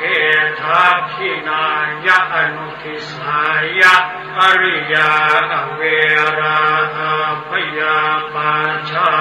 นิคาสุขีอัตตานังปริหารันตุสัพเพเหติมายะทิสายะอริยาเวราอาพยาปัจจานิคาสุขีอัตตานังปริหารันตุสัพเพอุปริมายะทิสายะอริยาเวราพยาปัจจานิคาสุขีอัตตานังปริหารันตุสัพเพปุราธิมายะทิสายะอริยาเวราพยาปัจจานิคาสุขีอัตตานังปริหารันตุสัพเพปัจฉิมายะทิสายะอริยาเวราพยาปัจจานิคาสุขีอัตตานังปริหารันตุสัพเพอุตตรายะทิสายะอริยาเวราพยาปัจจานิคาสุขีอัตตานังปริหารันตุสัพเพทักขินายะทิสายะอริยาเวราพยาปัจจานิคาสุขีอัตตานังปริหารันตุสัพเพปุราธิมายะอนุทิสายะอริยาเวราพยาปัญชามณิคาสุขีอัตตานังปริหารันตุสัพเพปัจฉิมายะอนุทิสายะอริยาเวราพยาปัญชานิคาสุขีอัตตานังปริหารันตุสัพเพอุตตรายะอนุทิสายะอริยาเวราพยาปัจจามณิคาสุขีอัตตานังปริหารันตุสัพเพทักขินายะอนุทิสายะอริยาเวราพยาปัจจานิคาสุขีอัตตานังปริหารันตุสัพเพเหติมายะทิสายะอริยาเวราพยาปัจจานิคาสุขีอัตตานังปริหารันตุสัพเพอุปริมายะทิสายะอริยาเวราพยาปัญชามณิคาสุขีอัตตานังปริหารันตุสัพเพปุราธิมายะทิสายะเทวาเวราพยาปัญชามณิคาสุขีอัตตานังปริหารันตุสัพเพปัจฉิมายะทิสายะเทวาเวราพยาปัจจานิคาสุขีอัตตานังปริหารันตุสัพเพอุตต รายติสายเทวาอเวราอาพยาปัจฉาอเนคาสุขีอัตตานังปริหารันตุสัพเพทักขินายติสายเทวาอเวราอาพยาปัจฉาอเนคาสุขีอัตตานังปริหารันตุสัพเพปุรัตทิมายะอนุทิสายเทวะอเวราอาพยาปัจฉาอเนคาสุขีอัตตานังปริหารันตุสัพเพปัจฉิมายะอนุทิสายเทวะอเวราอาพยาปัจฉาอเนคาสุขีอัตตานังปริหารันตุสัพเพอุตตรายะอนุทิสายเทวะอเวราอาพยาปัจฉาอเนคาสุขีอัตตานังปริหารันตุสัพเพทักขินายะอนุทิสายเทวะอเวราอาพยาปัจฉาอเนคาสุขีอัตตานังปริหารันตุสัพเพเหติมายติสายเทวะอเวราอาพยาปัจฉาอเนคาสุขีอัตตานังปริหารันตุสัพเพอุปริมายติสายเทวะอเวราอาพยาปัจฉาอเนคาสุขีอัตตานังปริหารันตุสัพเพปุรัตถิมายติสายมนุษย์สาเวราอาพยาปัจฉาอเนคาสุขี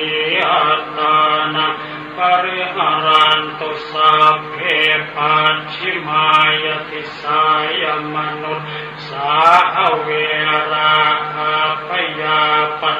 ฉาอเนคาสุขีอัตตานังปริหารันตุสัพเพอุตตรายติสายมนุษย์สาเวราอาพยาปัจฉาอเนคาสุขีอัตตานังปริหารันตุสัพเพทักขินายติสายมนุษย์สาเวราอาพยาปัจฉาอเนคาสุขีอัตตานังปริหารันตุสัพเพปุรัตถิมายะอนุทิสายมนุษย์สาเวราอาพยาปัจฉาอเนคาสุขีอัตตานังปริหารันตุสัพเพปัจฉิมายะอนุทิสายมนุษย์สาเวราอาพยาปัจฉาอเนคาสุขีอัตตานังปริหารันตุสัพเพอุตตรายะอนุทิสายมนุษย์สาเวราอาพยาปัจฉาอเนคาสุขีอัตตานังปริหารันตุสัพเพทักขินายะอนุทิสายมนุษย์สาเวราอาพยาปัจฉาอเนคาสุขีอัตตานังปริหารันตุสัพเพเหติมายติสายมนุษย์สาเวราอาพยาปัจฉาอเนคาสุขีอัตตานังปริหารันตุสัพเพอุปริมายติสายมนุษย์สาเวราอาพยาปัจฉาอเนคาสุขีอัตตานัง ปริหารันตุสัพเพปุราทิปายทิสายวินิปาติกาอเวราอาพยาปัจฉาอนิคาสุขีอัตตานังปริหารันตุสัพเพปัจฉิมายทิสายวินิปาติกาอเวราอาพยาปัจฉาอนิคาสุขีอัตตานังปริหารันตุสัพเพอุตตรายทิสายวินิปาติกาอเวราอาพยาปัจฉาอนิคาสุขีอัตตานังปริหารันตุสัพเพทักขินายทิสายวินิปาติกาอเวราอาพยาปัจฉาอนิคาสุขีอัตตานังปริหารันตุสัพเพทักขินายทิสายวินิปาติกาอเวราอาพยาปัจฉาอนิคาสุขีอัตตานังปริหารันตุสัพเพปุราทิมายะอนุทิสายวินิปาติกาอเวราอาพยาปัจฉาอนิคาสุขีอัตตานังปริหารันตุสัพเพปัจฉิมายะอนุทิสายวินิปาติกาอเวราอาพยาปัจฉาอนิคาสุขีอัตตานังปริหารันตุสัพเพอุตตรายะอนุทิสายวินิปาติกาอเวราอาพยาปัจฉาอนิคาสุขีอัตตานังปริหารันตุสัพเพทักขินายะอนุทิสายวินิปาติกาอเวราอาพยาปัจฉาอนิคาสุขีอัตตานังปริหารันตุสัพเพเหติมายทิสายวินิปาติกาอเวราอาพยาปัจฉาอนิคาสุขีอัตตานังปริหารันตุสัพเพอุปริมายทิสายวินิปาติกาอเวราอาพยาปัจฉาอนิคาสุขีอัตตานังปริหารันตุติอิเมหิทัสสะหาภาเลหิทิสาภรณะเมตตาเจโตวิมุตติสัพเพสังสัตตานังปีระนังวัจเจตวะอภิรณายัปปคาตังวัจเจตวะอนุปคาเตนะสันตาปังวัจเจตวะอสันตาเปนะปริยาทานังวัจเจตวะอปริยาทาเนนะวิเหสังเวชเชตวะอวิเหสายสัพเพสัตตาอเวริโนโหนตุมาเวริโนสุขิโนโหนตุมาทุขิโนสุขิตาตาโหนตุมาทุขิตาติเมหิอัตถหาคาเลหิสัพเพสัตเตเมตายติติเมตตาตังธัมมังเจตยติติเจโตสัพพยาปาทัปปริโยธาเนหิมุตจติติเมตตาจเจโตวิมุตติจาติเมตตาเจโตวิมุตติเมตตาพ ธรรมวิหารภาวนานิทธิตา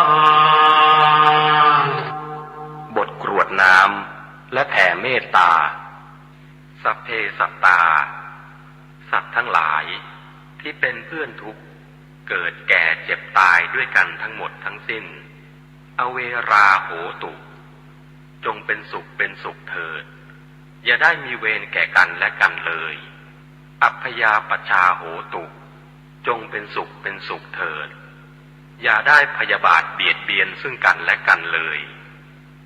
อนีคาโหตุจงเป็นสุขเป็นสุขเถิดอย่าได้มีความทุกข์กายทุกข์ใจเลยสุขีอัตตานังปริหารันตุจงมีความสุขกายสุขใจรักษาตนให้พ้นจากทุกภัยทั้งสิ้นเถิดบทกรวดน้ำอุทิศส่วนกุศลอิทังเมมาตาปิตูนังโหตุสุขิตาโหนตุมาตาปิตโรขอส่วนบุญนี้จงสำเร็จแก่มารดาบิดาของข้าพเจ้าขอให้มารดาบิดาของข้าพเจ้าจงมีความสุขอิทังเมยาตินังโหตุสุขิตาโหนตุยาตโยขอส่วนบุญนี้จงสำเร็จแก่ญาติทั้งหลายของข้าพเจ้าขอให้ญาติทั้งหลายของข้าพเจ้าจงมีความสุขอิทังเมคุรุปัชชายาจริยานังโหตุสุขิตาโหนตุคุรุปัชชายาจริยาขอส่วนบุญนี้จงสำเร็จแก่ครูอุปชาอาจารย์ของข้าพเจ้าขอให้ครูอุปชาอาจารย์จงมีความสุขอิทังสัพพเทวตานังโหตุสุขิตาโหนตุสัพพเทวาขอส่วนบุญนี้จงสำเร็จแก่เทวดาทั้งหลายขอให้เทวดาทั้งหลายจงมีความสุขอิทังสัพพเปตานังโหตุสุขิตาโหนตุสัพพเปตาขอส่วนบุญนี้จงสำเร็จแก่เปรตทั้งหลายขอให้เปรตทั้งหลายจงมีความสุขอิทังสัพพเวรีนังโหตุสุขิตาโหนตุสัพพเวรีขอส่วนบุญนี้จงสำเร็จแก่เจ้ากรรมนายเวรทั้งหลายขอให้เจ้ากรรมนายเวรทั้งหลายจงมีความสุขอิทังสัพพสัตตานังโหตุสุขิตาโหนตุสัพเพสัตตาขอส่วนบุญนี้จงสำเร็จแก่สัตว์ทั้งหลายทั้งปวงขอให้สัตว์ทั้งหลายทั้งปวงจงมีความสุข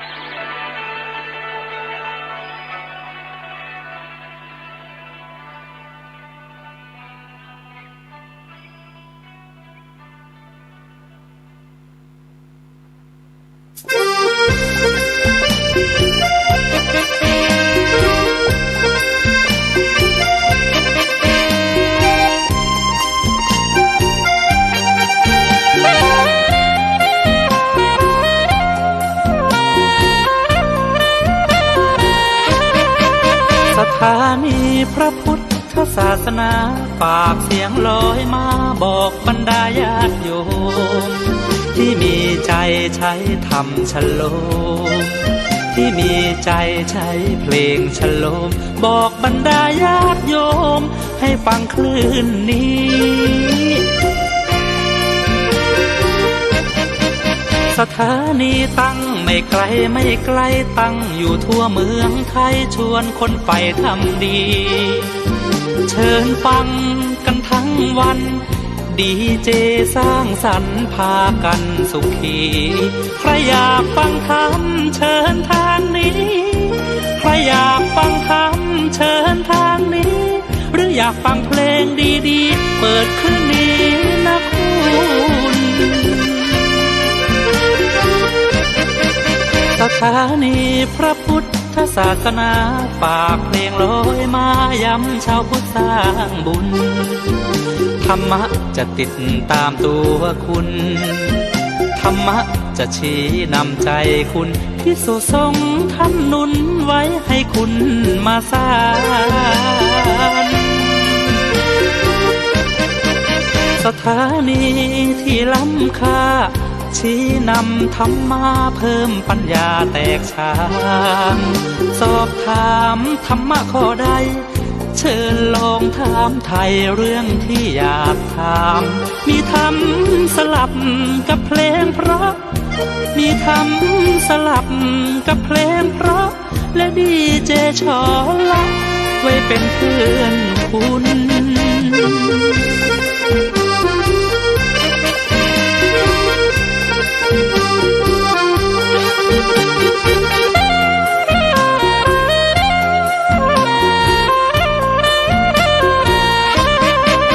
สถานี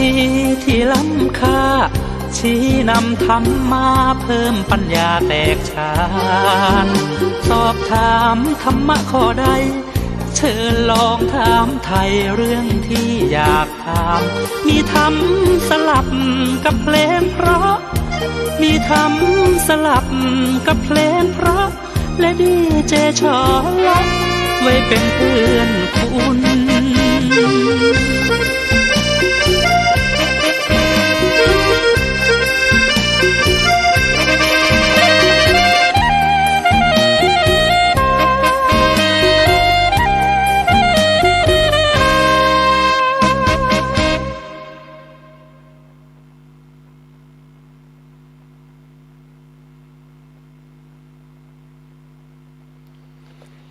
ขอกราบถวายความนอบน้อมแด่พระรัตนตรัยถวายความเคารพพระมหาเถระพระเถรานุเถระทุกท่านขอเจริญสุขญาติโยมสาธุชนที่กำลังติดตามรับฟังรายการจากทางสถานีวิทยุแห่งนี้ทุกท่านขอนำท่านผู้ฟังเข้าสู่รายการคดีโลกคดีธรรมพบกันวันนี้วันแรม5 ค่ำเดือน12ตรงกับวันพุธที่20พฤศจิกายนพระพุทธศักราช2567รายการคดีโลกคดีธรรมมาพบกับสาธุชนเป็นปกติทุกวันจันทร์ถึงวันศุกร์และวันเสาร์อาทิตย์ทางสถานีวิทยุแห่งนี้ท่านสามารถติดตามรับฟังรายการนี้ผ่านโทรศัพท์มือถือของท่านได้โดยการดาวน์โหลดแอปพลิเคชันที่ชื่อว่าวิทยุพุทธศาสนาทั่วไทยวิทยุพุทธศาสนาทั่วไทยนี้เป็นแอปพลิเคชันระบบ Android สามารถดาวน์โหลดได้ด้วยโทรศัพท์มือถือระบบ Android เท่านั้นท่านที่ดาวน์โหลดแล้วได้ติดตามรับฟังรายการต่างๆจากสถานีวิทยุที่รวมกันอยู่ในแอปพลิเคชันนี้แล้วมีผลเป็นอย่างไรนั้นท่านสามารถแจ้งบอกไปยังผู้ที่พัฒนาแอปพลิเคชันนี้ได้เลยติดต่อไปที่วัดป่าจริยธรรมหรือครูบาอาจารย์ของเราไม่ว่าจะเป็นครูบาอาจารย์ที่จัดทำแอปพลิเคชันนี้ก็ดีหรือครูบาอาจารย์ท่านที่เป็นผู้อำนวยการสถานีวิทยุต่างๆก็ดีถ้าญาติโยมจะสนับสนุนส่งเสริมท่านก็สามารถร่วมทำบุญกับท่านได้เป็นค่ากระแสไฟฟ้าให้กับสถานีวิทยุต่างๆ ที่นำธรรมะมาเผยแพร่ให้แก่พวกเราโดยเฉพาะสถานีวิทยุที่จะทำแอปพลิเคชันให้เราได้ติดตามรับฟังกันอย่างสะดวกนั่นก็คือวัดป่าจริยธรรมสาธุชนท่านใดจะร่วมบุญกับวัดป่าจริยธรรมโทรศัพท์ไปที่หมายเลข0833275700ขออนุโมทนาบุญกับทุกท่านสาธุชนผู้ฟังทุกท่านวันนี้รายการคดีโลกคดีธรรมนั้นมีการขึ้นรายการด้วยเสียงสดโดยไม่มีดนตรีคลอที่เป็นเช่นนี้ก็เพราะเหตุว่าตอนนี้อาตมาภาพหรือกระผมเนี่ยนั่งอยู่ในท่ามกลางป่าไม้ที่ดำเนินการปลูกไว้มาครบ5 ปีแล้วที่สวนป่าสามัคคีธรรมเนื่องจากกระแสไฟฟ้าที่สวนป่าสามัคคีธรรมนั้นเป็นระบบไฟฟ้าโซล่าร์เซลล์โดยไม่ได้ใช้กระแสไฟจากสายส่งของการไฟฟ้าฝ่ายผลิตแห่งประเทศไทยการไฟฟ้าส่วนภูมิภาคแห่งประเทศไทยไม่ได้ใช้นะโยมไม่มีไฟฟ้าใช้พูดกันง่ายๆใช้แสงแดดผลิตไฟฟ้าผ่านแบตเตอรี่แล้วก็ใช้งานกันแต่ตอนนี้เนี่ยใช้งานไม่ได้แล้วเพราะเกิดปัญหาระบบไฟฟ้าลัดวงจรเนื่องด้วยว่ามีปัญหาด้านอุปกรณ์บางอย่างเมื่อวานนี้ก็ให้ทางช่างไฟฟ้าเข้ามาดูเขาก็ได้ถอดอุปกรณ์ตัวนั้นเนี่ยกลับไปนั่นก็หมายความว่าไฟฟ้าที่สวนป่าสามัคคีธรรมใช้ไม่ได้แล้วระบบของการออกอากาศรายการคดีโลกคดีธรรมก็เลยต้องเปลี่ยนแปลงไปใช้เสียงสดๆล้วนๆไม่มีดนตรีไม่มีอะไรทั้งนั้นโยมก็เลยต้องนั่งในอยู่ในกุฏิที่ไม่มีกระแสไฟฟ้านี่แหละโดยไปใช้บันทึกเสียงผ่านโทรศัพท์มือถือนะฮะวันนี้ที่ญาติโยมที่ฟังรายการอยู่เนี่ยอาตมาภาพใช้โทรศัพท์มือถือในการบันทึกเสียงแล้วก็นำออกอากาศเนื่องจากออกอากาศสดๆไม่ได้โยมต้องขอให้แจ้งให้กับสาธุชนได้ทราบในที่นี้ด้วยแล้วก็อากาศที่นี่เนี่ยจะเย็นๆสักนิดหนึ่งอยู่ที่อุณหภูมิ21 องศา21 องศาก็เย็นสักนิดหนึ่งนะฮะแต่ก็ไม่ถึงกับหนาวกำลังสบายๆและในเดือนธันวาคมนี้ก็จะจัดงานเปิดป่าฟังธรรมเพื่อให้หลายๆฝ่ายไม่ว่าจะเป็นฆราวาสญาติโยมที่สนใจมาในต่างที่ต่างถิ่นหรือญาติโยมที่เป็นชาวบ้านอยู่ในละแวกนี้จะได้มีโอกาสร่วมกิจกรรมฟังธรรมจากพ่อแม่ครูบาอาจารย์ที่เราได้กราบอาราธนานิมนต์เอาไว้เนี่ยได้มาแสดงธรรมให้กับพวกเราได้สดับรับฟังร่วมกันงานนี้จะจัดขึ้นในระหว่างวันที่14ถึง15ธันวาคมและเราจะเน้นงานในช่วงกลางคืนเนื่องจากกลางวันเนี่ยแดดร้อนเราทำกิจกรรมกลางวันกันไม่ไหวหรอกโยมต้องเลยใช้เวลากลางคืนเพราะนั้นตลอดทั้งคืนของวันที่14ธันวาคมนี้จะมีพระสงฆ์เดินทางทยอยกันมาแสดงธรรมกันตลอดทั้งคืนซึ่งถือว่าเป็นกิจกรรมปกติไปแล้วนะฮะเทศน์สอดแจ้งญาติโยมสาธุชนหลายๆท่านก็ทราบดีว่าเทศน์สอดแจ้งนั้นจะต้องทำอย่างไรนะฮะมีหลายท่านหลายคนสั่งสมบารมีธรรมทุกครั้งที่มีการเทศนาซ่อนแจ้งนั่งฟังธรรมกันไม่หลับไม่นอนทั้งคืนจริงๆมีแล้วท่านจะมาพบมาเจอได้ที่งานเปิดป่าฟังธรรมนี้แหละสิ่งที่ท่านไม่เคยเห็นท่านก็จะได้เห็นกันครั้งนี้แหละท่านผู้ฟังมีผู้คนนุ่งขาวห่มขาวมานั่งฟังธรรมกันตลอดทั้งคืนมีพระสงฆ์ที่ทำหน้าที่เป็นโฆษกเป็นพิธีกรอยู่หน้างาน ก็ไม่นอนตลอดทั้งคืนเหมือนกัน แต่อาตมาภาพเนี่ยยอมแพ้เพราะสุขภาพจะไม่ค่อยดีสักเท่าไหร่ก็เลยอยู่ทั้งคืนไม่ไหวโยมพอง่วงนอนมากๆหรืออดนอนมากๆเขาเนี่ยก็จะปวดศีรษะก็เลยต้องพักสักนิดหนึ่งสักชั่วโมง2 ชั่วโมงแล้วตื่นขึ้นมาทำการต่ออันนี้ได้นะก็คงจะต้องเซฟสังขารร่างกายเอาไว้บ้างนะสมบุกสมบันมากก็เดี๋ยวจะใช้ได้ไม่นานเพราะฉะนั้นใครที่จะมาร่วมกิจกรรมในวันที่14ธันวาคมนี้ก็ขอให้มากันตั้งแต่เนิ่นๆนะโยมนะมากันเนิ่นๆเพราะงานนั้นเราจะเริ่มเวลา15นะขออภัย17 นาฬิกา 5 โมงเย็นเป็นพิธีการเปิดนะเป็นพิธีการเปิดแต่ก่อนหน้านั้นเนี่ยนะก็จะมีพิธีกรรมมีพิธีการในงานเปิดก่อนหน้าพิธีการนั้นก็จะต้องมีพิธีกรรมตรงนี้ก็จะขอปรารภกับท่านผู้ฟังไว้สักนิดหนึ่งว่าที่ต้องมีพิธีกรรมเนี่ยไม่ใช่เป็นเพราะตัวกระผมหรือผู้ดำเนินรายการนี้ไปติดไปยึดอยู่กับพิธีกรรมต่างๆที่จะต้องทำจะต้องจัดต้องอะไรไม่ใช่นะฮะแต่ด้วยเพราะความรู้และความเข้าใจในหลักในกฎของธรรมชาติที่เราเห็นด้วยตาสัมผัสด้วยมือได้ยินด้วยหูได้กลิ่นด้วยจมูกได้รสด้วยลิ้นของเราเนี่ยมันเป็นธรรมชาติโดยปกติ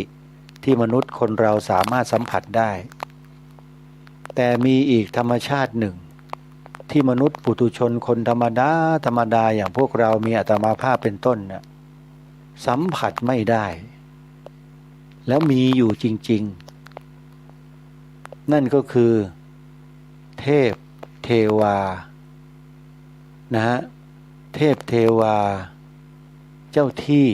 เจ้าทางเจ้าป่าเจ้าเขาเจ้าบ้านเจ้าเรือนมีอยู่นะในรูปของมิติหนึ่งนะเป็นอีกมิติหนึ่งที่เรามักจะเรียกว่าวิญญาณทั้งหลายนะจริงๆแล้วเขาไม่ใช่วิญญาณเราเขามีตัวตนจริงๆนะแต่เขาอยู่อีกมิติหนึ่งที่เราไม่สามารถมองเห็นด้วยตาเปล่าๆตาเนื้อของเราเนี่ยเรามองไม่เห็นนะ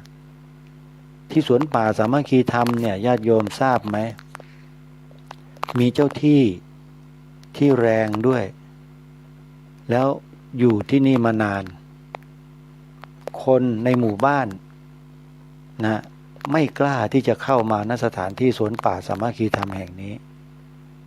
ด้วยเหตุผลเขากลัวเขาพูดได้คำเดียวว่าเขากลัว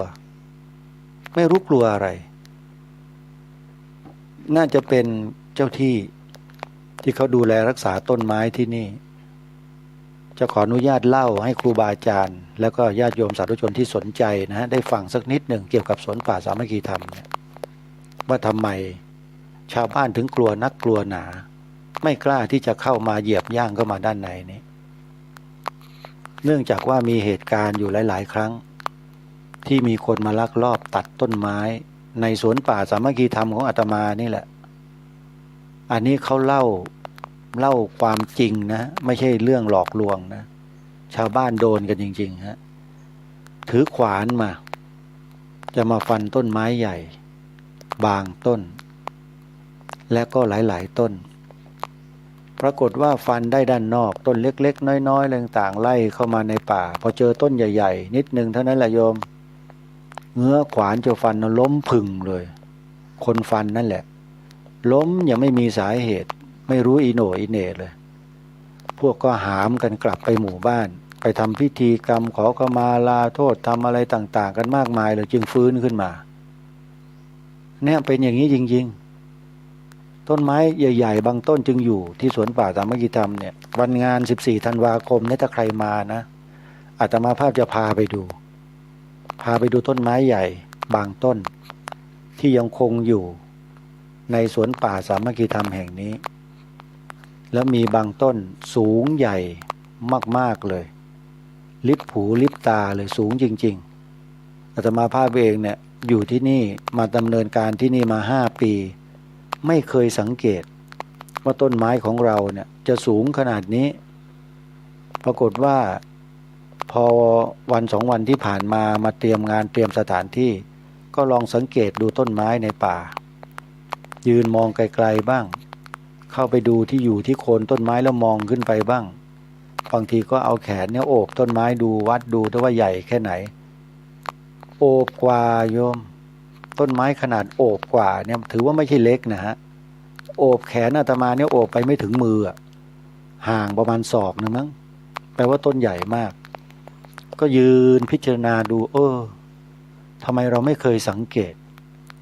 ต้นไม้ในสวนป่าสามัคคีธรรมของเราเองว่าเขามีสู่ความสูงความใหญ่ขนาดไหนยังไงนึกยังไงก็ไม่รู้ไปยืนดูเทียบมองจากโคนต้นจากโคนต้นเนี่ยมองขึ้นไปข้างบนยอดสูงมากเลยนะเนี่ยถ้าให้เราปีนขึ้นไปคงปีนไม่ไหวแน่สูงเกินนะฮะแล้วก็เดินออกไปไกลๆเลยไกลลิบเลยนะประมาณสัก100-200 เมตรน่ะแล้วก็มองเข้ามาในป่าโอ้โหเห็นยอดไม้ที่เราดูเนี่ยตั้งสูงเด่นตระหง่านอยู่ในป่าผืนเดียวเนี่ยชัดเจนเด่นเลยนี่คือต้นไม้ที่ใครก็ไม่กล้าตัดเพราะถ้าตัดแล้วก็เจอดีก่อนที่จะตัดก็โดนเลยแค่เงื้อไม้เงื้อมือจะฟันเท่านั้นละโยมล้มผึ่งคนจึงไม่กล้าเข้าที่สวนป่าสามัคคีธรรมแห่งนี้กันแต่ญาติโยมที่มาในวันงานโยมไม่ต้องกลัวนะไม่ใช่พูดอย่างนี้แล้วไม่กล้ามากันนะโยมอาตมาแย่เลยไม่มีคนฟังธรรมเนี่ยขออภัยครูบาอาจารย์นะไม่ต้องกลัวโยมคือเราไม่ได้ไปทำอะไรไม่ได้ทำลายต้นไม้เรามาปลูกต้นไม้มาช่วยกันปลูกเนี่ยท่านสรรเสริญนะท่านดีใจด้วยแล้วก็อำนวยอวยพรให้กับผู้ที่มาร่วมงานใครอยากได้พรอันประเสริฐจากเทพเทวาที่นี่มาร่วมงานกันนะโยมนะและในวันนั้นเนี่ยไม่แน่นะอาจจะมีพิธีการให้ญาติโยมได้ทำกันคือพิธีปลูกป่าบวชต้นไม้โยมขออภัยพิธีบวชต้นไม้ฮะอาตมาภาพอาจจะนี่ยังไม่แน่นะต้องปรึกษาหารือกับทีมงานก่อนอาตมาภาพจะนำผ้าสีเหลืองนะมาทำเป็นท่อนเอาไว้แล้วให้โยมเนี่ยเช่าบูชากันนะผืนละหรือว่าแผ่นละเท่านั้นเท่านี้ก็แล้วแต่ปัจจัยนี้ก็จะเอาไว้เป็นกองทุนในการดูแลรักษาต้นไม้ในป่านะโยมว่าดีไหมนะบูชากันไม่ต้องแพงหรอก10 บาท20 บาทอย่างเงี้ยเป็นการทำบุญแล้วโยมก็นำผ้าสีเหลืองเนี่ยไปบวชต้นไม้โยมจะบวชต้นไหนล่ะเรามีต้นไม้ตั้งเป็นพันต้นโยมก็ผูกเลยนำเชือกเนี่ยผูกเลยถ้าต้นใหญ่หน่อยพิเศษเนี่ยต้นใหญ่เนี่ยผ้าก็ต้องสวยกว่าเขาก็ต้องยาวกว่าเพื่อนนะเด่นกว่าคนอื่นก็บูชาแพงหน่อยสิให้โยมเนี่ยได้มีเกียรติและมีศักดิ์ศรีในการเป็นเจ้าภาพบวชต้นไม้โยมแต่มีได้ไม่กี่คนหรอกโยมต้นไม้ใหญ่ๆเนี่ยนะฮะใครที่มีบุญมีวาสนามีบารมีหน่อยก็ได้ผูกต้นไม้ใหญ่ๆเป็นเจ้าของผ้าผืนใหญ่ๆอย่างเงี้ยนะอาตมาภาพ